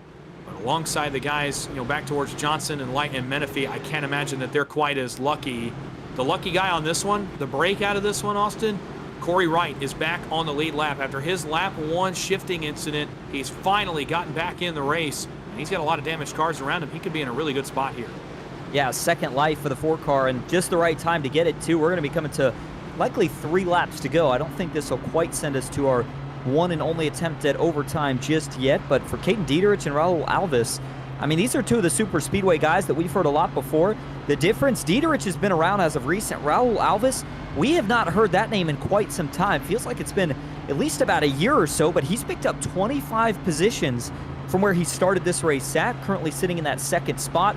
Aaron Brown, we've been talking about him all race, but how about Trace Badurney? And the job he's been able to do is he finds himself in 4th for this restart. Tucker McClendon, John Ward, everybody else back inside the top 10. Those are guys that started towards the back or had some trouble early, but have been able to make their way back up here. And Dawson, with 3 laps to go, it's going to be interesting to see. We've got a mix of damaged cars and clean cars here in the top 10. Yeah, this is going to be really interesting considering that some guys have opted to stay out with damage on their race cars, just trying to make it in to Saturday's races. You see Dallas Humans come down pit road. That is obviously a little bit too much damage. You see the splitter is actually basically cut in half on the front of that race car. That is severe nose damage to that Dallas Humans machine. So he will take a set of tires while he is down on pit road, or at least a set of right side tires, and try to fix a little bit more of the damage on that race car. Caden Dietrich continues to be your leader as we'll get ready for a late restart. It will be 3 laps to go. Raul Alves, as Austin talked about, lands up to his outside. Aaron Brown and Trace Paderni are on row 2. How about the recovery, by the way, for the 79? He has been fixing damage on every caution flag dating back to the first one, and now is inside a dual transfer spot with just 3 laps to go. Row 3, Tucker McClendon. You saw him get involved in one a moment ago. He is up to 5th. John Ward, we mentioned, is up to 6th, so potentially could be not leaning on the provisional, at least not yet this week, if he can get out of this heat race. And then, of course, back on row 4, it's a combination of Dylan Ast and Dakota Mahoney. Mahoney has some considerable damage on his car from earlier. The rest of the top 10, Justin Pearson and Sean Rogers. Sean Rogers, so for reference of this crash, Sean Rogers spun and got involved in the crash and runs in the last transfer spot in 10th. And if that doesn't tell you how many cars were able to get away from that one, I don't know what does. We're on board now with Rogers. He would be the first car I would anticipate would be willing to make some moves out back, trying to move forward in the field as we get ready to go under the green flag. 3 laps to go when we come down to it. This is not yet overtime, but an attempt waits for us if we need it. Multiple damaged race cars here in the top 10. Just from what I can see, McClendon has damage, Mahoney has damage. We know Rogers was just involved in that crash, and a few outside the top 10 have damage still as well.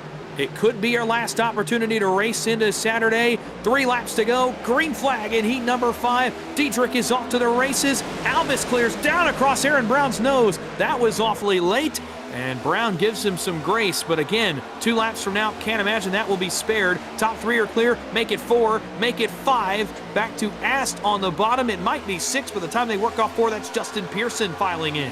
And this time it's the outside line that gets the bad draw. The 79 leads off of turn 2 on the high side, but is not but about half of the pack up towards the front. They continue to shuffle 3 wide all the way towards the back, but up front it is single file. Caden Diederich leads Raul Alvis and Aaron Brown into turn 3. The 67 of McClendon is there, but here comes John Ward. He'll take a look to the high side. They're going to be back to 2x2 towards the middle of the pack off of turn 4. Rocky Boyd now trying to get to the front. Rocky Boyd, first time we've seen him take some peeks out front. Trouble out back. Carl Ingles around. Michael Guest is involved. Multiple cars crash in the triangle. They'll send us to overtime. Crashing again up towards turn 1. Paderni, Reardon, and 2 others slide to the inside. That's Simpson, and I believe the Ben Hallam machine. Dude Conrad is involved, and more crashing. Another multi-car incident with 3 laps to go. And this one going to be interesting for a couple of reasons. We'll have to go back and break it down here in just a moment. You'll notice the aftermath of it, though, not nearly as bad as what we saw in the last one. But yeah, 2 separate incidents. And the second one actually happens in front of the other one, which is a very interesting setup, Dawson. Usually doesn't go that way, but here we go. Let's go back and get a replay of it. The first incident's going to start right around the 30 of Carl Lingle. He's got the Blind Squirrel Racing colors on board here tonight. And it's right as they're coming into the trial here. Does he get turned? You notice he's right in the middle. Oh, almost looks like a little bit of a stack up. No, he does get turned, as it looked like he was starting to squeeze down on the 94. That was Austin Gruel. And then that second incident up front that takes out a couple of cars. Not sure what happened on that one, but it looked like it occurred somewhere right around the 79 of Trace Paderni. So here's the first incident. And again, you notice right here for Lingle, just kind of running the 94 out of room. Nothing he can do. Contact is made. And then as he starts to go back up the track, this is going to be a big hit for the 8 car. Nowhere to go. Massive shot into the outside wall. And then as we turn towards that second incident, not exactly sure what happened for Paderni, Dawson, but certainly not something they were planning on once the caution came out. Yeah, this was after the caution flag had flown. I wonder if guys are rolling out of the throttle trying to move out of the way and not hit any other cars, and they just came together on entrance to turn 1. You saw several more cars come together. It was Conrad, Hallam, Reardon, and one other. You see Lingle spin. Now watch up here around Paderni. That's the 79 that we're going to be trying to focus on. Dude Conrad does get involved in this as well, by the way, over here on the entrance of turn 1. But it was Paderni and Reardon that came together. There were the first 2 I saw. That's the smoke you're going to see up in front. Look at Nick Seipel trying to dive out of the way. And Conrad actually is going to self-spin, jumping on the brakes, is the 8 machine. But it was Paderni that I saw that was the first car they got around to see the right front damage on his machine. So the caution's going to come out in the trial behind these guys. You actually see Lingle spin, and you saw the bumper go out of line as the caution comes out, and these guys stack up. Someone is going to get turned around right there. It's Rogers into Paderni. He gets Simpson. Hallam's going to spin. Reardon, nowhere to go for him. He gets a piece. And then, of course, out back, Simpson, Hallam, and Dude Conrad get involved. That one's tough, but as guys are lifting off the gas, I'm not too sure you can fault that on Sean Rogers because Pederney may have lifted way out of the throttle right when that yellow flag was thrown. Yeah, and that sometimes happens, Dawson. You'll hear guys say, hey, relax, we're past the incident, but you don't need to jam on the brakes. And you could see the 79 actually started to fade high. I think he was worried about that, but yeah, I agree. For Sean Rogers there, a lot of guys aren't able to go from 200 down to 100 in a split second, so you got to kind of coast or slowly get off the gas here on the initial throw of the yellow flag. But a tough break overall. Not as big of an incident, though, as what we had on the last one. The bigger storyline from this, Dawson, is, of course, that we are heading to our one and only attempt at a green-white checkered. Caden Dieterich leads, Raul Alves second, Aaron Brown, and how about Tucker McClendon now back inside the top 4? How cool would it be to see one of the longtime money racers find his first PGR win in heat race number 6 here tonight at Daytona? Yeah, Tucker McClendon, again, a member of this community for a long time, still awaiting his first official win in a PGR sanctioned race. How crazy would it be for it to come tonight in heat race 5, lock him into the duel and lock him into the pole shootout coming up on Friday night. He's got a tough field of drivers around him that want to deny him that opportunity, but for now, McClendon continues to run in the 4th position as they run on track. We're getting ready to go under the green flag. Let's remind you of the overtime rules again. There is only one attempt at an overtime finish here in this week's heat races. If a crash occurs, it will be left under the green flag, and there will be a post-race review if necessary to determine the final finishing results and any penalties given out for the final lap of this race. We will run it out no matter what on this final attempt. Let's line the field up for you and get you ready for overtime. Caden Dieterich and Raul Alves will line up on the front row. Dieterich electing the outside lane. Row 2, Aaron Brown and Tucker McClendon. The greatest stories in the field so far. Can he finish the job from 4th? Row 3 is going to be Dylan Ast and Rocky Boyd. Row 4 is going to be Justin Pearson and John Ward, who's trying to avoid using that provisional on the opening run for him in this 500-mile weekend event. On row number 5, going to be Jack Simpson and Trace Pederney, so they managed to keep their positions. That's interesting to me, considering they were just in the crash a moment ago. After the caution, they're able to all keep their positions, so keep an eye on that as well. Quickly want to thank a super chat from Devin Ray in the chat. Want to thank you for your contribution to PGR Esports and the constant support.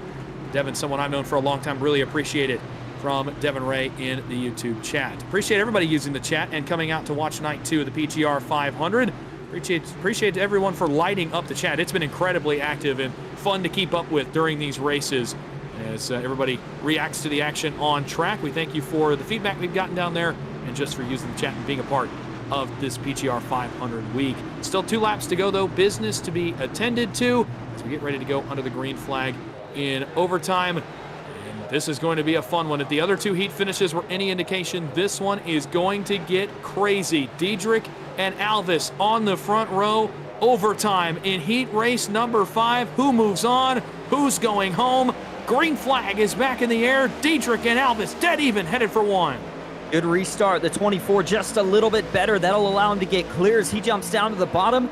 But you got to be careful here, Dawson. If you get too far out in front, that pack is going to chase you down in a hurry. Here comes the 78 of Raul Alves. What does he decide to do? He's got Aaron Brown pushing, and he's going to stay in line for now. The 67 of McClendon up top as they head onto the super stretch, but he doesn't have enough momentum at the moment. They're going to stay tandemed up. 4 deep on the outside, but the bottom continues to clear. The 97 of Dylan Ast now going to have an opportunity to jump up. Dieterich continues to lead. No movement out of the bottom lane. McClendon leads the middle. 1 car in the wall. That's Pearson out back. He's saving it for now. Outside starts to roll. Here comes Tucker McClendon. On the outside, Brown will jump up on his nose. And as they get to the trial, but we're going to finish it right here. White flag is up, sponsored by Bender's Bar and Grill. Time to find out who wants to be a winner at Daytona Trouble. One's going to wreck out back, and that's going to collect the back quarter of the field. Another wreck going into turn 1. Michael Guest slips through. The 38's in it, but up front, drag race still on. Dieterich gets left. All the momentum's up top. Aaron Brown leads. And oh man, Tucker McClendon's going to single file out here into second. Everybody's going to have a decision to make. The question is, who makes the first move? Final time into turn 3. It's Aaron Brown and Tucker McClendon. Brown's going to want to protect his right rear. John Ward is holding Rocky Boyd down on the bottom. Boyd will make the first move, I'd imagine, in the 16. Up around the outside, Bonsai from right, and Dieterich off turn 4 for the final time. Brown blocks once. McClendon back to the bottom. It's not going to be enough. Aaron Brown wins heat race number 5, and it is complete chaos out back. Look at the reaction for Aaron Brown as he captures the win. That shows you what it means to win, and this is just a heat race. Aaron Brown knows that he is going to be moving on to the duels, the pole shootout, and he knows he is one step closer to racing in the PGR 500 feature on Sunday. I love to see that reaction, and I'm sure we're going to get more of that throughout the week. But what a win, Dawson. After chaos further back, they once again were able to keep it relatively clean coming to the line. And how about it? Aaron Brown wins Heat 6 here at Daytona. Well, and remember the adversity, and I think that's where a lot of this reaction is coming from. Brown started on the pole, ran the best qualifying lap of the night so far, and got turned in that opening lap melee with Corey Wright. And not only does he recover to advance, he recovers to advance to the duels, win the heat, and he'll be racing for a spot on the front row on Friday.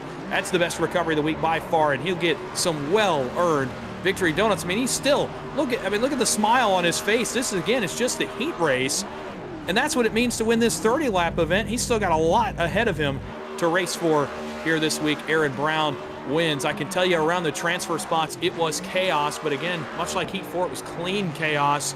McClendon second, Boyd third, Pederney fourth. How about the recovery for him? Diedrich stays in the dual spots in fifth. And after them, unofficially, at least on my timing and scoring, Alvis, Ast, Seipel, Wright, and Parker are the drivers in. Everyone else is going home after that last lap melee. And Dawson, similar to what we saw, guess who doesn't make it? Another one of the Coke Series drivers. Michael Guest finishes 15th unofficially, so he will not have a chance to advance to the next round. As we're going to go back and take a look at the replay here on this chaotic finish. Close shot for Tucker McClendon. It would have been a big win for him, but Aaron Brown throws one block, and that's all he needed. He covers up both lines the rest of the way back, and as they come down to the start-finish line, that is about the best feeling you can have in the world, knowing that you just got yourself a win at Daytona International Speedway. Yeah, absolutely. And what a picturesque sight in his mirror, by the way. A 3-wide finish for second out behind Aaron Brown as he captured the win, but it was chaos in behind him for the second position and for the transfer spots out back of the 18 machine. A huge win for Aaron Brown as he captures the victory. And from there, it'll come down to who crossed the line first amongst the guys in the transfer spots. Brown has completed his post-race burnout as he sits in the infield grass. We'll take a look now at the post-race results, at least as they run right now. Aaron Brown, his win is official. He's racing in the pole shootout on Friday night as a winner here in heat race number 5. An incredible spirited run from Tucker McClendon. He goes second. He would have loved to win there, but you're still racing Friday night in the pole shootout. That's a huge, huge accomplishment for Tucker as he goes second in heat 5. Rocky Boyd is in the duels. It was an uphill battle for Rocky tonight, but he makes it in third. Trace Pederney, he fixed damage from lap 1 to lap 33. It did not matter. He makes it into the duels as well, and so too does Caden Diedrich in the 19. Rest of the guys are going to the LCQ here in the top 10. Raul Alvis will start towards the front for LCQ race number 1 on Saturday. Dylan Ast is going as well in 7th. Nick Seipel blew the right front tire off of his car just about 10 laps ago. He goes 8th. Corey Wright blew his engine on lap 1 and recovers to finish 9th. And Larson Parker, a heck of a drive for the 18 as well. He'll go 10th, the final transfer position. And the first driver that will not advance through to the next round is going to be the Canadian Jack Simpson. Comes up just one spot short, finishing in 12th. The Dega Pros captain, John Ward. But remember, he's got that provisional. So even though he didn't finish high enough to advance to the next round, he will get a free pass thanks to that provisional. Sean Rogers fought some adversity here tonight. Almost got back inside the top 10, but he'll finish 13th. Dakota Mahoney in 14th. And Coke Series driver Michael Guest will not be racing the PGR 500 this year as he finishes in 15th. Austin Gruel brings the 94 home in 16th. Christian Light, late contact with the outside wall, brings him home in 17th. And Matt Medler for Redline Racing Network. We talked about how good he was doing. Got caught up in one of our later cautions, finishes 18th.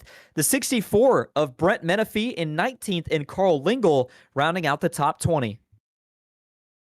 Back in the 21st finishing position, it's Adam Tahan. Missed a crash late, but it did not fall his way at the end. Brody walked in 22nd. Mitch Raridan in the 23rd spot. Ryan Johnson, a spirited run from him in this race. Unfortunately, it does not end the way he wanted it to. He'll finish 24th. Ben Hallam in 25th. Unlucky for him tonight. Justin Pearson, you saw him get in the wall on the opening lap of the green-white checkered. He'll finish 26th. Dude Conrad, a tough break for him as well, was running so well early in this race. He'll finish 27th. And Dallas Humans, the final car that took a lap tonight, in 28th position. Well, this is, I imagine, going to be a very exciting interview to have. You saw the look on his face and the raw reaction from the driver of the 18, Aaron Brown, after his heat win here in heat race number 5. He gets the job done. He is in heat race victory lane, and Austin Green stands by with Aaron Brown, the winner of PGR 500 heat number 5. Hey, Aaron, this is Austin up in the booth. You got a copy? Yes, I do. Well, man, you are a heat race winner here at Daytona. Great start to the week and the journey to the PGR 500. First question we got to ask, we saw the reaction. How much does this one mean for you? Oh, it's awesome. I mean, just weight lifted off my shoulders already. You know, I'm already in the duel. I got an opportunity for pole now on Friday night, so that's awesome. And you know, also $60 win. So, you know, I already made profit. I mean, I got one of the recruit race entries already, but you know, it's just awesome. Starting the week off on the right foot already with the win. You know, and even if everything else goes terrible, I mean, you know, at least I got something good out of it. Got the win tonight. Absolutely. Great start to the week indeed. And man, we saw the start. Couldn't imagine what was going through your head when you got turned into the wall before you even got to the start finish line, but you had to come back from it. Tell us about how you were able to stay focused and what was the strategy to get yourself back to the front. That lap one incident was completely unfortunate. I mean, it looks like it's whoever's second money shifted and just got hooked right at the start. And it was unfortunate because I felt good. I got the pole, you know, in a good spot. You get good track position for the rest of this, and instantly it goes away before I even got out of the tribal on the start. So it was really unfortunate. I had about 2.5 minutes of damage, so instead of taking the fast repair, I was only aero damage. So just decided to fix it. Took the first 2 cautions to fix it all up. Just trying to work my way back up. It's to me, it feels like kind of weird. Sometimes the one lane can move, one lane can't. Usually with the setup, so one lane really gets moving, and then the other lane really gets moving. It's not really.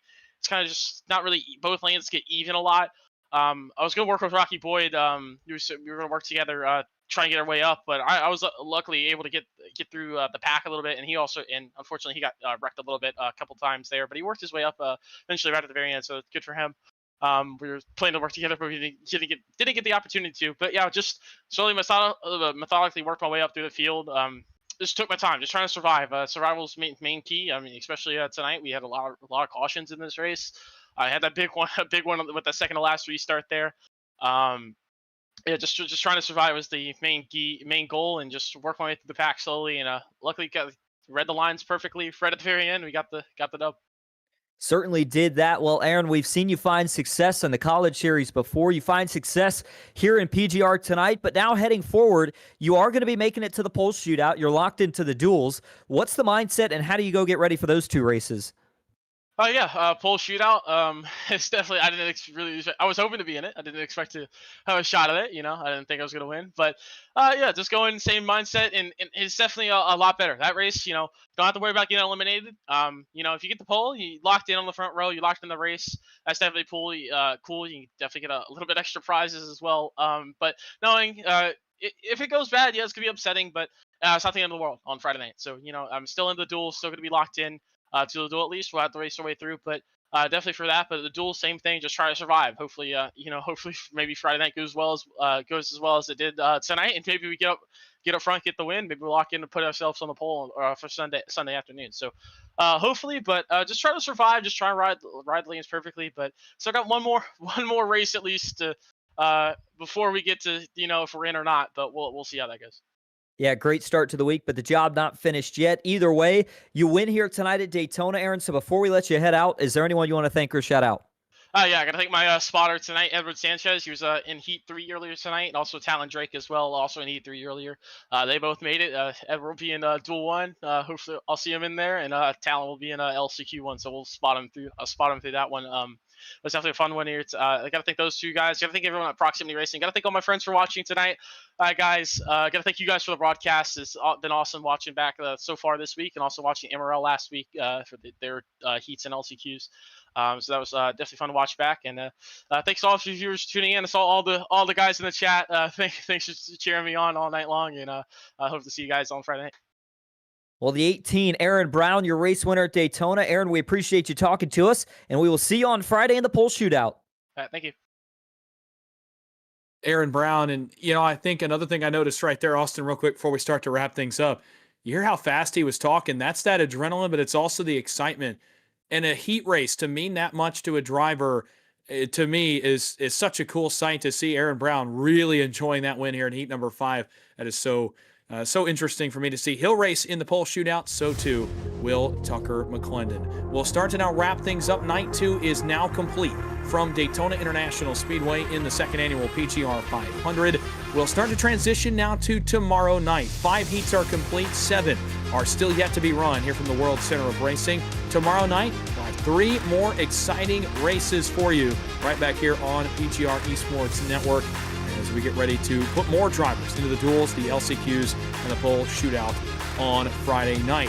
We want to thank all of our sponsors. First of all, our title sponsors include That Towing Company, Chris Carter Racing, Flying Aces, MBG Motorsports, and Dadbot Studios. Of course, our heat sponsors tonight, we're Blind Squirrel Racing, McCullough Motorsports, and North Star Fire Protection. Thank you to all of the folks that make this possible for us to come out here and put on a show for you, the viewers. I want to thank you, the viewers, as well. The chat was so active, a lot of fun. Keep that going this week. Keep up the support as we continue on through an incredible week of racing. I want to thank my broadcast team throughout the night as well. Our producer downstairs doing incredible work was DJ Lyon. Our pit reporter tonight was Nick Stein. Our social media coordinator this week is Trace McDowell. I want to thank my broadcast partners tonight, Austin Green and Justin Prince, the fantastic work that they have done so far here in the week. You'll hear from both of them as we go throughout this week into the heat races and the races later on Saturday. Thank you so much for watching tonight's production of the PGR Esports Great American Sim Race. The PGR 500 heats 3 through 5 are complete. Congratulations to all the winners tonight of heats 3 through 5. We'll see them later on in the week in the pole shootout. Come back tomorrow for more action from Daytona International Speedway for heats 3 through 5 of the PGR 500. Until then, we will see you next time. Have a great night.